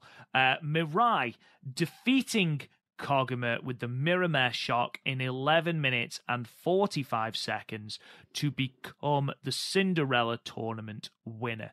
Matt, what was your opinion of this match? Are you happy for Mirai? Did you think she's a worthy winner? Did you sort of guess that it was going to be Mirai beforehand? Yeah, when this match first started, I kind of figured this was the way they were going to go with this one. But I'm going to ask you a question, sir. You know me, I'm a merchandising and marketing guy. So we talked about how Kaguma, her ring entrance is now the ice cream cart that drives by my house every day. So I'm sitting here watching this match at like 5 a.m, whatever, and she comes out. And after I'm over the initial shock that she made the final, I was like, yeah, good on her. She's a phenomenal performer. What do you think about this t-shirt? Would this be a t-shirt that you would buy? It would be a picture of Kaguma driving the ice cream truck with a bear on the ice cream truck with her head halfway out the window waving. And then at the end of the ice cream truck, you see the dust from the exhaust. And then behind that, you see Mayu eating a fudgicle with the fudgicle all over her face like she's like an 8-month-old child. Like, would that be a t-shirt that you'd be interested in buying? Dude, that's going to be the next Stardom cast t-shirt. I don't know what you're on about. Hey, I'm going to give... Here's what I'm going to do. I'm going to give the fine folks over at Stardom until the start of the 5-star Grand Prix to make that shirt. If not, I'm going to my archive, and that will be our new logo. I cannot wait for that to be a t-shirt. Yeah, no, I think merchandising Koguma ice cream based on her entrance theme is a great shout. Because every time I hear a theme, I'm like, oh, would murder some Ben and Jerry's. But aside from my Pavlovian response to Koguma's theme, I thought this was another really good match, Matt. Yeah, I thought the psychology was really good. It's like right from the get-go, Mariah's again, these two ladies wrestled earlier in the day, just earlier. And, you want to get in and out of this as quick as possible. Mariah, right from the get-go, is trying to fire those left-handed lariats. and Kagama just keeps, moving out of the way. And even some of the ones she's cradling Mirai up. I mean, she's like, desperate to hit one of these left-handed lariats. Kagama winds up hitting a big dive to the outside. I thought that was really cool, considering the fact that it's like, well, were they going to go over the top rope? I thought it was really smart how the cameraman showed that the fact that she stepped in between the second and third rope, it didn't go over the top, so it didn't count as an elimination. I thought it was really cool. Eventually, she's going to hit that lariat, and she hits a series of them. She hits like two of them right in a row that it's just like, geez, if that's the finish, I'm all for it. And then she goes for a third, and after she's already missed a whole bunch, she misses this third, and then there's like two roll-ups like back-to-back that got really, really close that the crowd really, really bid on. Eventually, Mirai hits the sit-out DVD. What does she call that move, Rob? You're the note guy there, my man. The Mirror Mare Shock. Mirror Mare Shock, yeah, for the win. I thought that was really, really good. Really, really solid. I thought that Kagama's stock went up really, really huge. Again, I think me and you and everybody had her out. I think the second round of Julia, just about everybody. So pleasantly surprised. I think a lot of people want to see Hazuki win it or get to the final. But at the same time, hey, good on them for doing something different, because now you just push somebody else that's been doing an absolute fantastic job this past year and, getting the crowd going, getting the most out of her opponents, getting the most out of her matches, making sure when she's in these multi-person matches that she's giving enough to Hannah, she's giving enough to Momokogo, making sure everybody's in the right spot. So this is just, even though she didn't win the tournament, this is still a really, really big push for her to get this, semi-main event spot in front of over 2,000 people. So they did a really, really good job with this tournament by getting a lot of people over. But I thought this was, really, really a solid tournament. And now I have to ask you there, Mr. Rob Goodwin, how many people do I owe books and T-shirts to? Believe it or not one person that entered our tournament, and there was many of you, thank you to all our patrons for that, not one person guessed that Mirai and Koguma would be the final, and not one person guessed Mirai would be the winner. The closest that we had was friend of the show Brandon, who I believe had Natsupoi making it to the final. So he was the closest. I think the only person... No, I don't think there was anyone. I will go back and check just to doubly make sure, because I might be inundated with responses going, I had Mirai in the final, but I don't think anyone had Mirai in the final. Here's what I'm going... I'm sorry, sir. Go ahead, finish. No, please.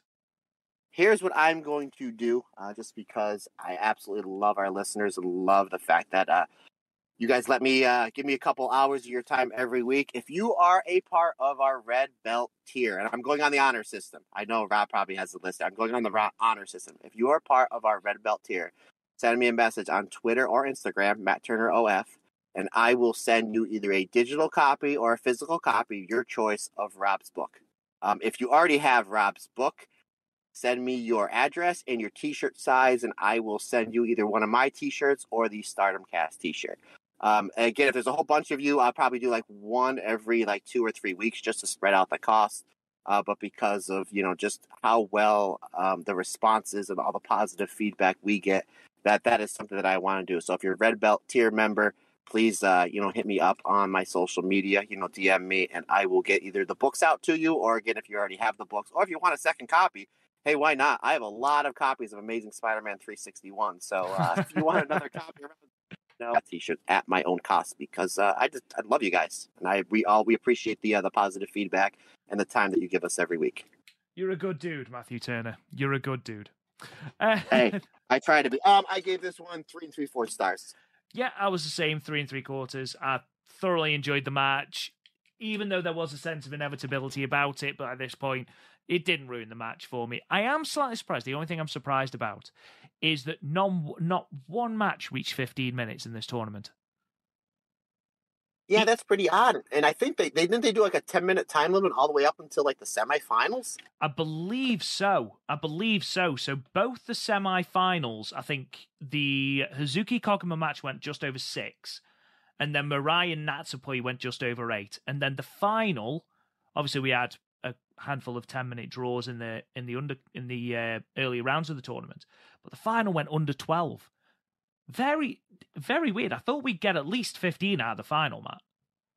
Yeah, I didn't even take that into consideration. But yeah, I mean, I guess it was kind of just like I don't know, maybe a preview for the next high speed challenger. I don't know.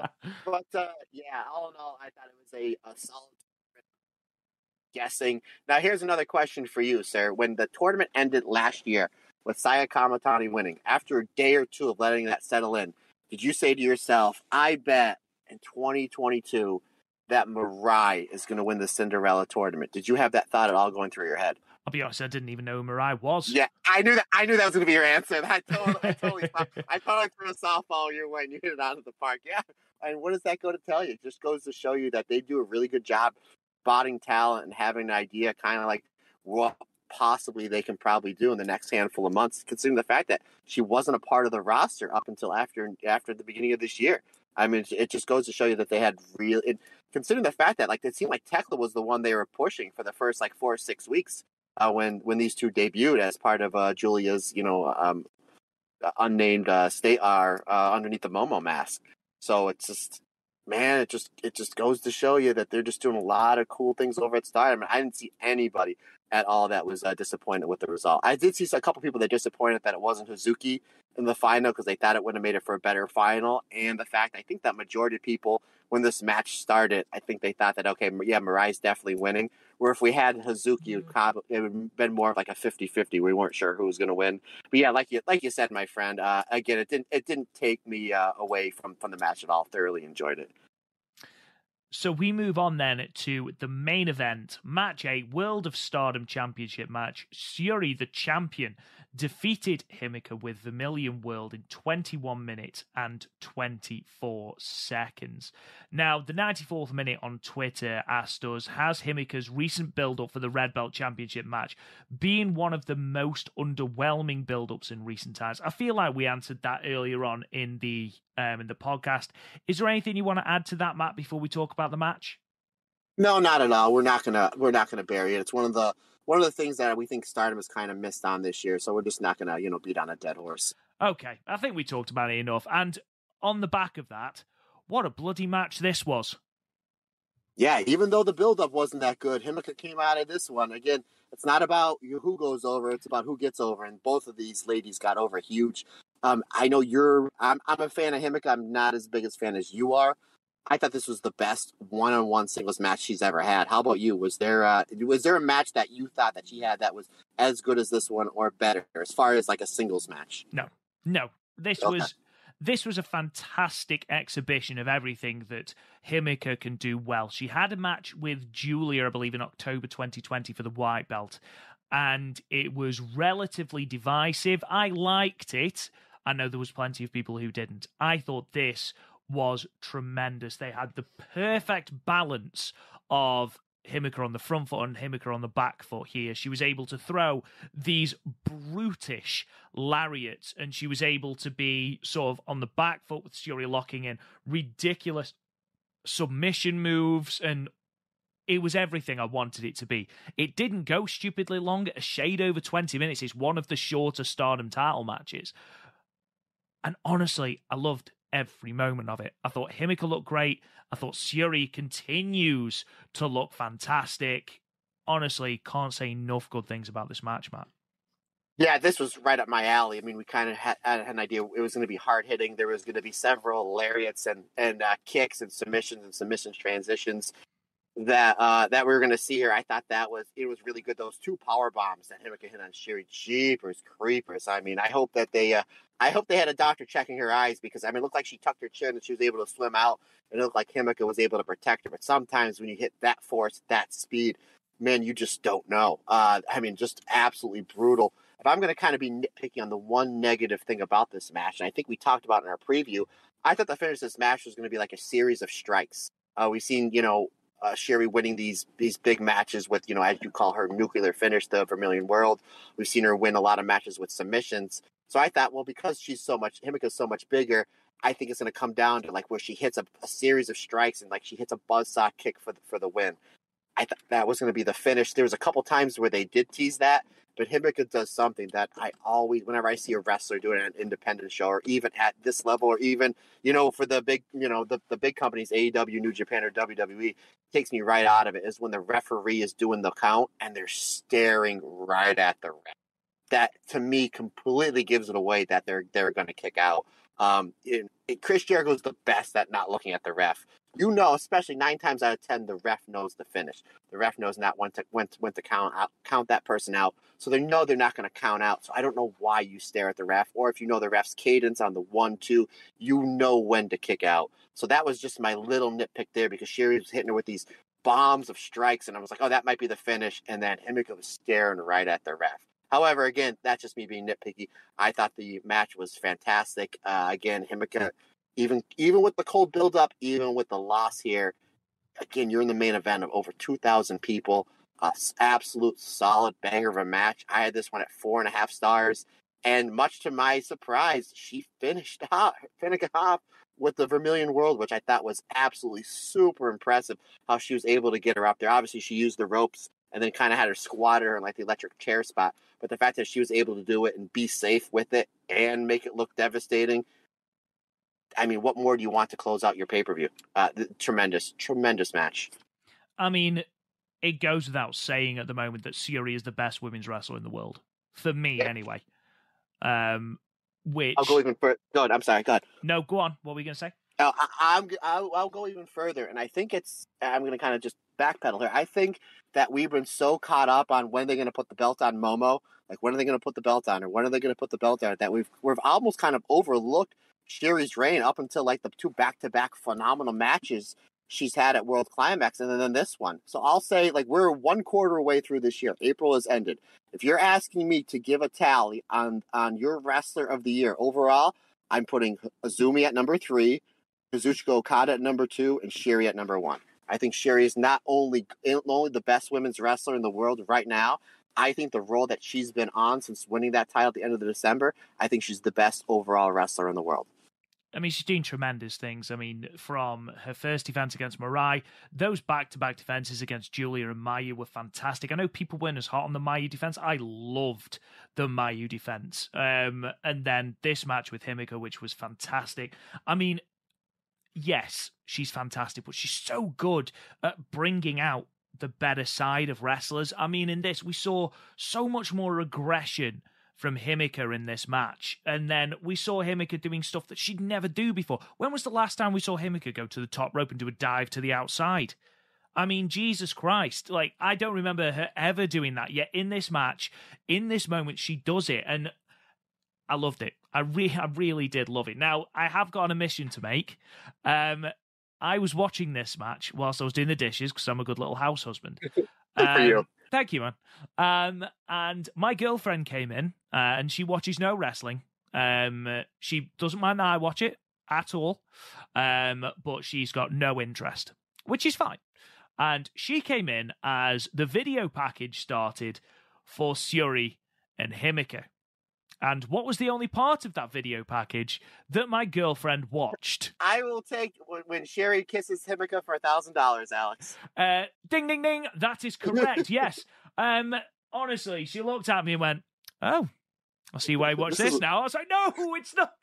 It's not what it seems." Wait till they kill each other. Other. Then every time Syuri's literally kicking the breath out of Himika. Himika's selling that kick beautifully, by the way. Just the noises she's making, gasping for breath.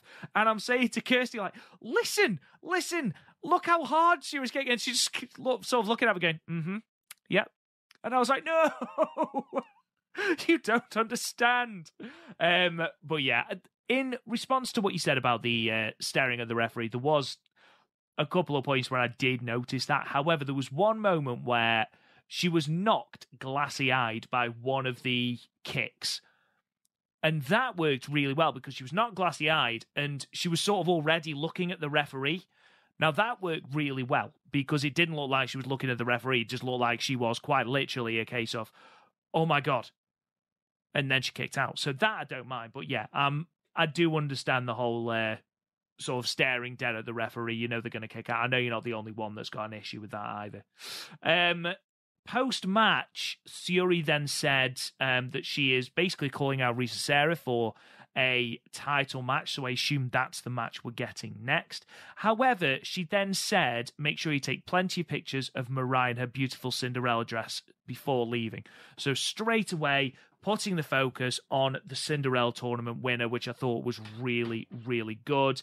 Mariah comes out, blue dress, looks incredible. Gorgeous. And she says, I would like to challenge for the red belt. I think I need more time.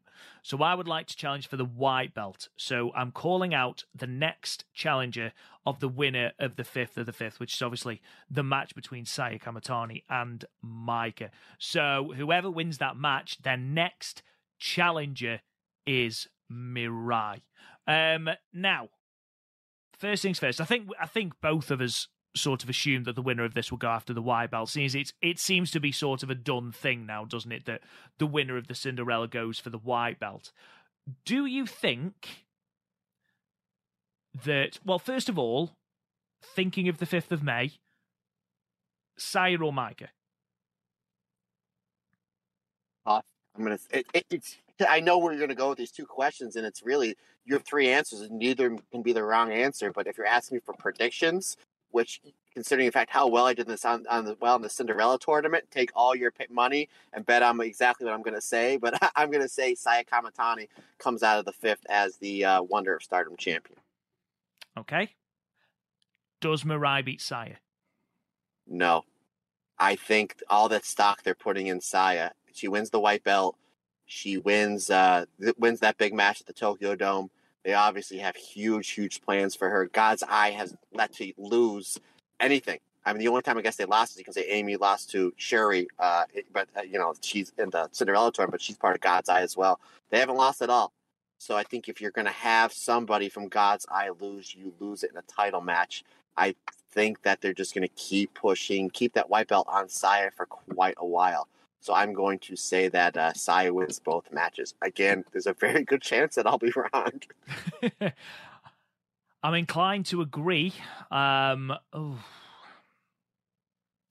mean, you look at Saya, you look at Syuri as well. I do not know who is going to take the belt off Syuri.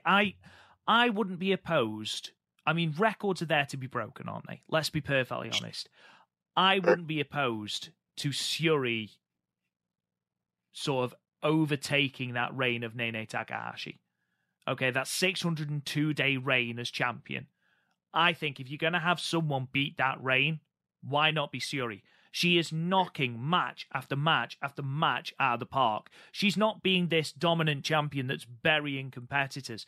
Mayu's best match this year has been with Syuri. Mirai's best match this year has been with Syuri. Julia's best match, Himika's best match have all been with Syuri. So she's elevating talent.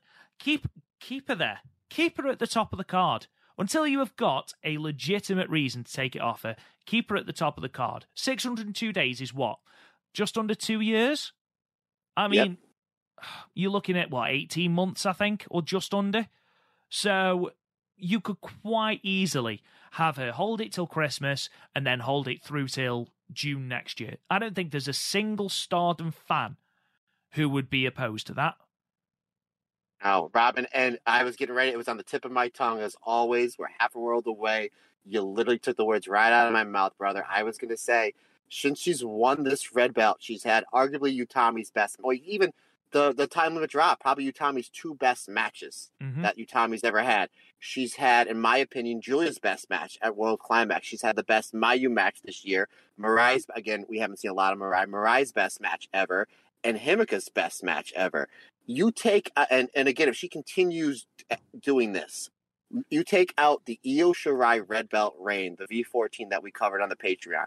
You're literally looking at arguably back to back the 3 greatest red belt reigns of all time: Mayu, Utami, and Syuri.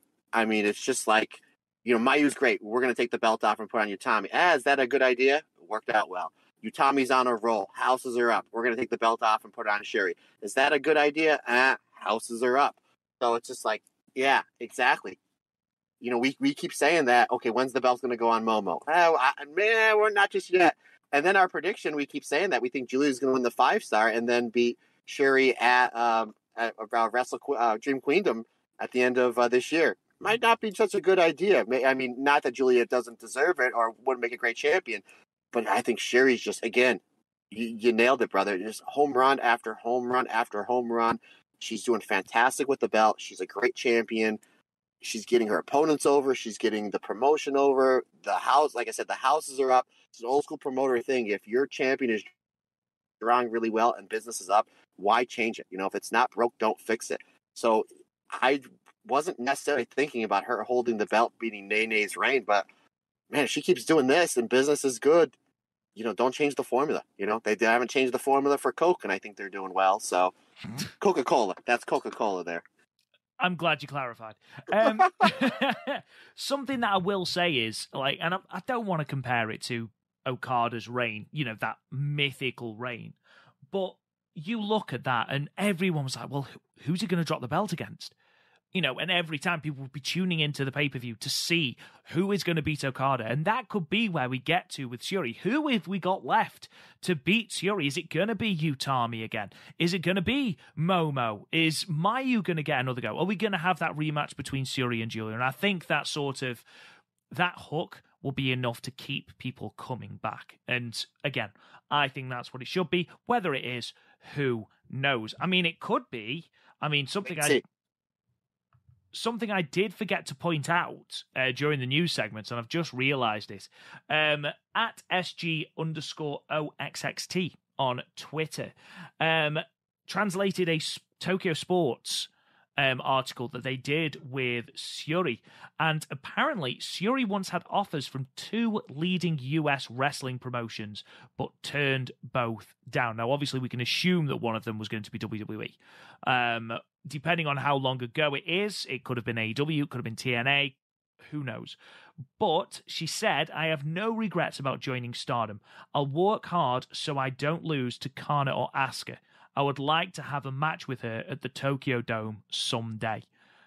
I mean, imagine that for the red belt at the Tokyo Dome. Whenever they run the Tokyo Dome, obviously I'm assuming, the Tokyo Dome is in the next couple of years, not in 2026 or something. But imagine that for the red belt. Syuri versus Asuka on top. I mean, we're assuming that Asuka's going to be not in the WWF, but, at the rate they're letting talent go, she might not be. But what a match that would be, Matt. Doesn't even have to be for the red belt. That just, give that thing 12, 15, 20 minutes. But, I mean, the possibilities of and I think Rossi Ogawa, and again, we can literally spend 2 hours on this subject alone. I think he said in 2024 or 2025 he wants to run the Tokyo Dome. And I have some theories about, if he's going to go on that statement, obviously Stardom going the way that it is, I think in the back of his head, he knows he's going to have to bring some wrestlers that have been on that giant stage to kind of draw 30, 40,000 people. But yeah, Syuri versus Asuka, Kana. Oh boy. Yes. Yes, please. Take my money. Here, I have my wallet in my hand right now, and I'm literally throwing it at a wall. Here, take it. Take it. But no, overall, another really, really good pay-per-view offering. I don't think there's been a bad pay-per-view show from Stardom this year. They keep knocking it out of the park, so fingers crossed this continues. Obviously, we've got a couple of big shows coming up. We've got the show from the 5th of May, which we'll be looking at in a moment. We've got the show from Ota-Ward City Gym at the end of this month. We've got the Battle in the Top show in June as well, so loads and loads of things coming. Now, what I'm going to do is we're going to preview the Golden Week matches, just because I don't know when. Obviously, me and Matt haven't discussed how this is going to work yet, but obviously we've got a lot of shows in a very short amount of time from Stardom because it's Golden Week, where there's basically a new show every single day. And then we've got the pay-per-view as well, the Fukuoka Goddesses Festival. So we'll talk off air and we'll let you know via Twitter, Patreon, Discord, the usual channels, how we're going to do this. But I'm going to do the preview for all of the Golden Week matches and dates, and then we'll sort of talk about how we're going to do this. So May 1st, which as we record has already happened, but has only just gone onto Stardom World, we open with a singles match, Tekla versus Momo Kogo. We've then got Azumi and Hina versus Starlight Kid and Ruaka. 10-woman tag, DDM, Julia May Sakurai, Natsupoi Himika, and Maika taking on the Stars team of Koguma Hazuki, Mayu Iwatani, Saya Ida, and Hanan. Semi-main is a 6-woman tag. Utami, Saya Kamatani, and Lady C of Queen's Quest taking on Momo Watanabe, Saki Kashima, and Rina of Oedo Tai. And then the main event of May 1st in Hiroshima is, of course, God's Eye with their new addition, their bodyguard, ex-Konami, Syuri Amisori, Mirai, and Konami against the Cosmic Angels team of Tam Nakano, Yanagi Sayaka, Mina Shirakawa, and Waka Tsukiyama. I'm assuming you haven't seen this card yet, Matt. Oh, I did, and I made a mention on Twitter. They did show the entrance of God's Eye, and I made a mention that Syuri came out third. They all came out to Syuri's theme. Syuri came out third and gave Konami the 4th entrant, which some people might not think that's a big deal, but somebody who grew up watching wrestling in the 80s with the last person on your show to make the entrance is your champion and your star, the fact that on that match that Syuri gave Konami the 4th entrance over her, I thought was really, really good. But no, I'll be watching it probably in about an hour or two. I will be completing that show tonight. And God bless all of us for watching 5 shows in 5 days. I mean, going through this card, a lot of them are simply multi-woman tags. But there are a couple of hidden gems on there. So I'm going to fire through them and sort of highlight a couple of the hidden gems for you. So we've then got May 3rd, which is Stardom Golden Week Fight Tour Night 2 from Nagasaki Prefectural Gymnasium. We open that show with a tag team match, Hanan and Koguma versus Saki Kashima and Ruaka of Oedo Tai. We've then got Natsupoi and Himika of Donna Del Mondo taking on the Queen's Quest team of Azumi and Lady C. A 6-woman tag follows that with Queen's Quest, Utami, Saya Kamatani, and Hina taking on the Oedo Tai team of Momo Watanabe, Starlight Kid, and Rina. And then our 2 main events, we have got the God's Eye team again, Syuri, Mirai, Amisori, and Konami taking on the Stars team of Mayu Iwatani, Saya Ida, Hazuki, and Momo Kogo. That's going to be very, very good. And then the main event, DDM, Julia, Mei Sakurai, Tekla, and Maika taking on the Cosmic Angels team of Tam Nakano, Yanagi Sayaka, Mina Shirakawa, and Waka Tsukiyama. We then head into the show from the 4th of May, which is from the Kumamoto City Distribution Information Center. Of course, this is night 3 of the Golden Week Tour, and the card is as follows. Singles match, Hina versus Rina. Tag team match, DDM, Tekla, and Natsupoi versus the Stars team of Momo Kogo and Hanan. We have then got a 8-woman tag with the DDM team of Julia, Mei Sakurai, Himika, and Maika taking on the Cosmic Angels team of Tam Nakano, Yanagi Sayaka, Mina Shirakawa, and Waka Tsukiyama.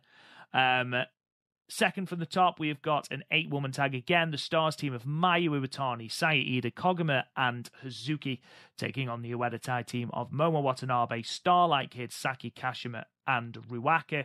And then on top, we have got the God's Eye team of Konami, Syuri, Mei Sakurai, and Amisori taking on the Queen's Quest team of Utami Hayashishita, Saya Kamatani, Azumi, and Lady C. We then take a break from the Golden Week Fight Tour to get into the Fukuoka Goddess Festival, Stardom's next pay-per-view from May 5th from the Fukuoka International Center, which is, I believe, a Thursday as we record. The card is as follows. So a singles match between Waka Tsukiyama and Hina. A 6-woman tag match, Hanan, Saya Ida, and Momo Kogo versus Saki Kashima, Ruaka, and Rina from Oedo Tai. We've then got a 6-woman tag team match, the Utami, Hayashishita, Azumi, and Lady C Queen's Quest team taking on the Cosmic Angels team of Tam Nakano, Yanagi Sayaka, and Mina Shirakawa. There's then a God's Eye versus DDM elimination match, which should be very tasty, with Syuri, Mirai, Amisori, and Konami taking on the DDM team of Julia, Himika, Natsupoi, and Mei Sakurai. And then we've got our 3 title matches. The SWA World Championship match, Tekla versus Mayu Iwatani.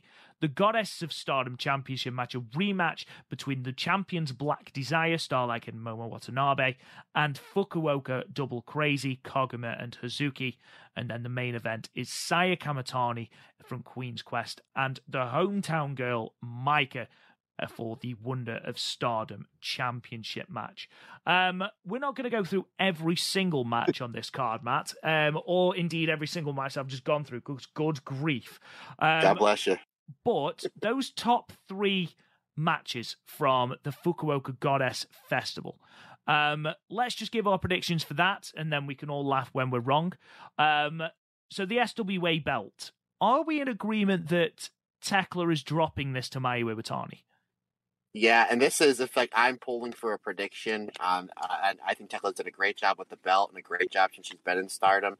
But I'm pulling for Mayu for several different reasons. One, it'd be nice to see her the Grand Slam champion. 2, hopefully our prediction where we see her on the AEW pay-per-view and a couple of other shows to be true. And just you can take your biggest, one of your biggest stars, and you're going to spread the word of Stardom all over the world. I just think it would mean more for Stardom and women's wrestling if that's the direction you go. And I think the only person in the company that can do that right now would be Mayu Iwatani. So, yes, I know this podcast has not gone long enough, so I figured I'd give you even a longer answer. Yes, Mayu is winning the SWA belt.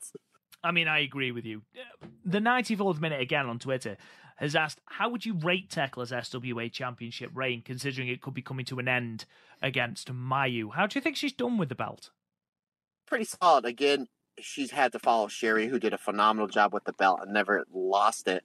If you're going to give me if I'm going to have to give it a grade, I'd give it a solid B. I thought she's done very well with it.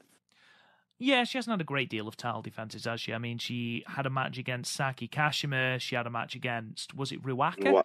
Ruaka, yeah. So she hasn't been given that, I don't want to be disrespectful. Saki, obviously, I thought was a good match. I thought she deserved that title match. Ruaka, it was a good almost testing the water of how she would be above that Future of Stardom level. But she hasn't been given the caliber of opponents that Syuri was given. So, it was never going to be that. And like you said, I think it suffered a little bit from following Syuri's reign. Do I feel like she's been a little bit of a placeholder champion? Maybe. But ultimately, do you know what? Who cares? She's put on good matches. She's been entertaining. So, yeah, I'd be, at the lowest, I'd be B-. But, yeah, it's been a solid enough reign. And then the top 2 matches, obviously, you don't see Saya Kamitani dropping the Wonder of Stardom Championship. If I'm honest, neither do I. What do you feel about the Goddess of Stardom Championship matches? I don't know. Originally, I'm like, well, I think it's going to stay on Momo and Starlight Kid. But I wouldn't be shocked if they kind of just play hot potato with it and put it back on FWC, because it is in Fukuoka, right? Mm-hmm. And you just had Hazuki in the semifinals, Koguma in the finals. That's the hardest match for me to predict.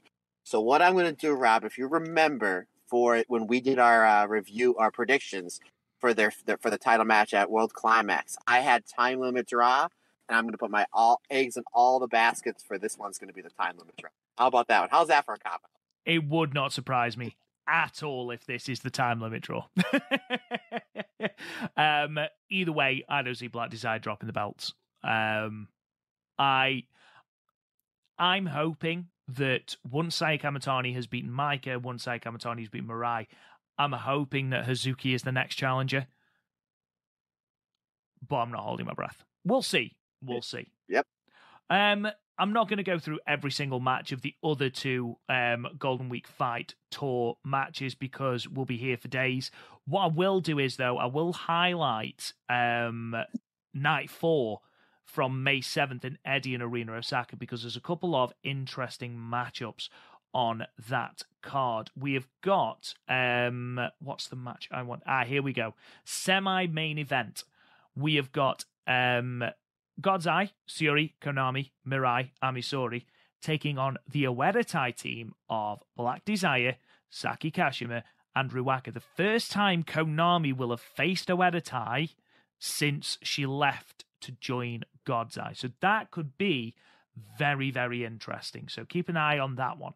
And then May 8th, which is from the Nagoya Congress Center Hall, Night 5 of Golden Week Tour. There's a singles match between Azumi and Koguma, and there's also a Captain's Fall six-woman tag match between the Queen's Quest team of Utami, Saya, and Lady C, the Cosmic Angels team of Tam, Mina, and Unagi, and then the DDM team of Maika, Tekla, and Mei Sakurai. So a couple of interesting footnotes on those two cards, but again, a lot of Golden Week is undercard tags, or multi-woman tags, should I say, not undercard tags.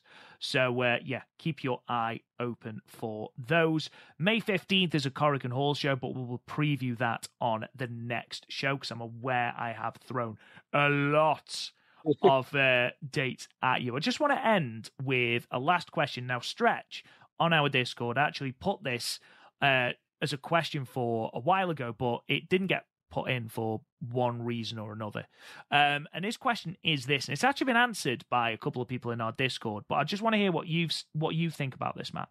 So, will Stardom's over-pushing of outside talent over their homegrown talent cost them in the long run? I'm thinking of Syuri versus Mirai, which was a fine match, but if Utami retained over Syuri, then we had Utami lose to a freshly turned Momo as one example, the other being Starlight Kid having acclaim matches versus Suzumi, then against Kairi, only to lose round one of the Cinderella tournament to Natsupoi. Thanks. Now, we've had a couple of interesting responses in our Discord. Our Marnie Shoe Exchange pointed out that this is definitely a point that will always be important to make.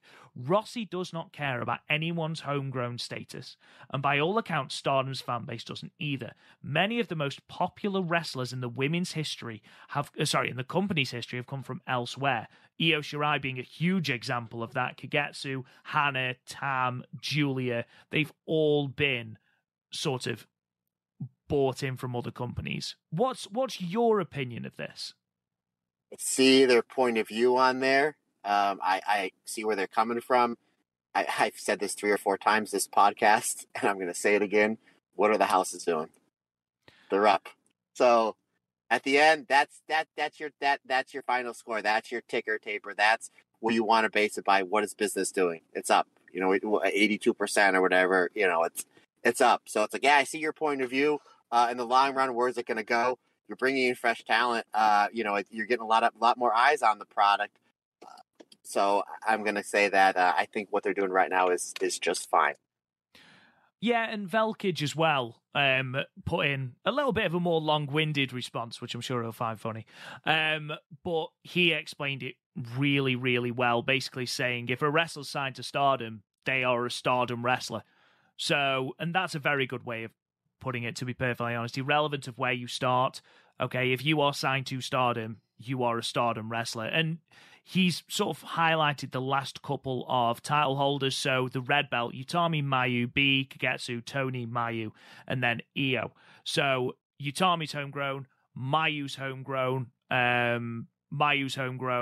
so then there's Tam, Julia, Arisa, Momo, Io, home, Arisa's home, Momo's home. There's quite a few in those title pictures that are homegrown talents. So I wouldn't worry too much, Stretch. Is basically the summary of that question. It's not seen in that way by the important people in Stardom. It's a case of, as Velkage so wonderfully said, once you are part of Stardom, you're a Stardom wrestler, irrelevant of where you've been prior. Yeah, great question. Great question, though. Yeah, absolutely. Really good question. Final couple of things just to put over. The Dream Slam Weekly from Karen Peterson on Post Wrestling. Go and check that out if you want to go and sort of find the wider range of Joshi. Puts out brilliantly. It's just started this week, really helped me with colours, so please go and check that out. Also, Monthly Puroresu, which obviously we had a look at with the Q&A with Julia. That's going to be released on the 8th of May, so go and check that out. In terms of our Patreon bonus episodes, on May 10th, we are going to be releasing to our white and red belt patrons a match review of Kagetsu versus Hazuki from the 8th anniversary in Osaka. And then on the May 24th, we are going to be releasing our show review of Stardom X Stardom 2019, which has got Utami and B Priestley on top for the red belt, and Arisa Hoshiki versus Jungle Kiona in a critically acclaimed white belt match. So looking forward to that. Thank you to all our patrons over at patreon.com/the Stardom Cast. I'm just going to read them all out now, shout them all out because they're all fantastic.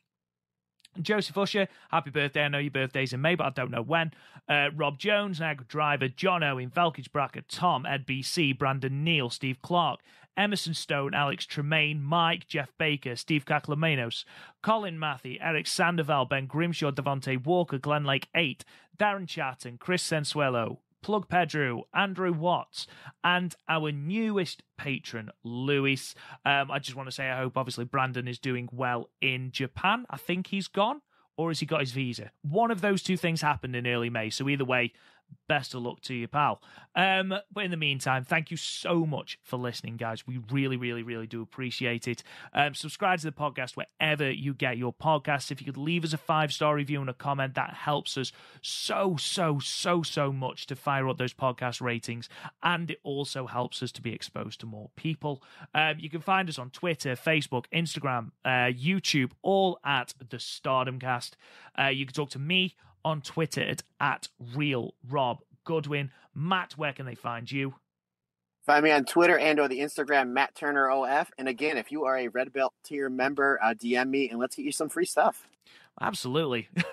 Absolutely. Always love some free stuff. And we'll be back in some form, I just don't know how yet, to do all of the stuff for Golden Week and to review the Thursday pay-per-view, the Fukuoka Goddess Festival. Thank you so much for listening, guys.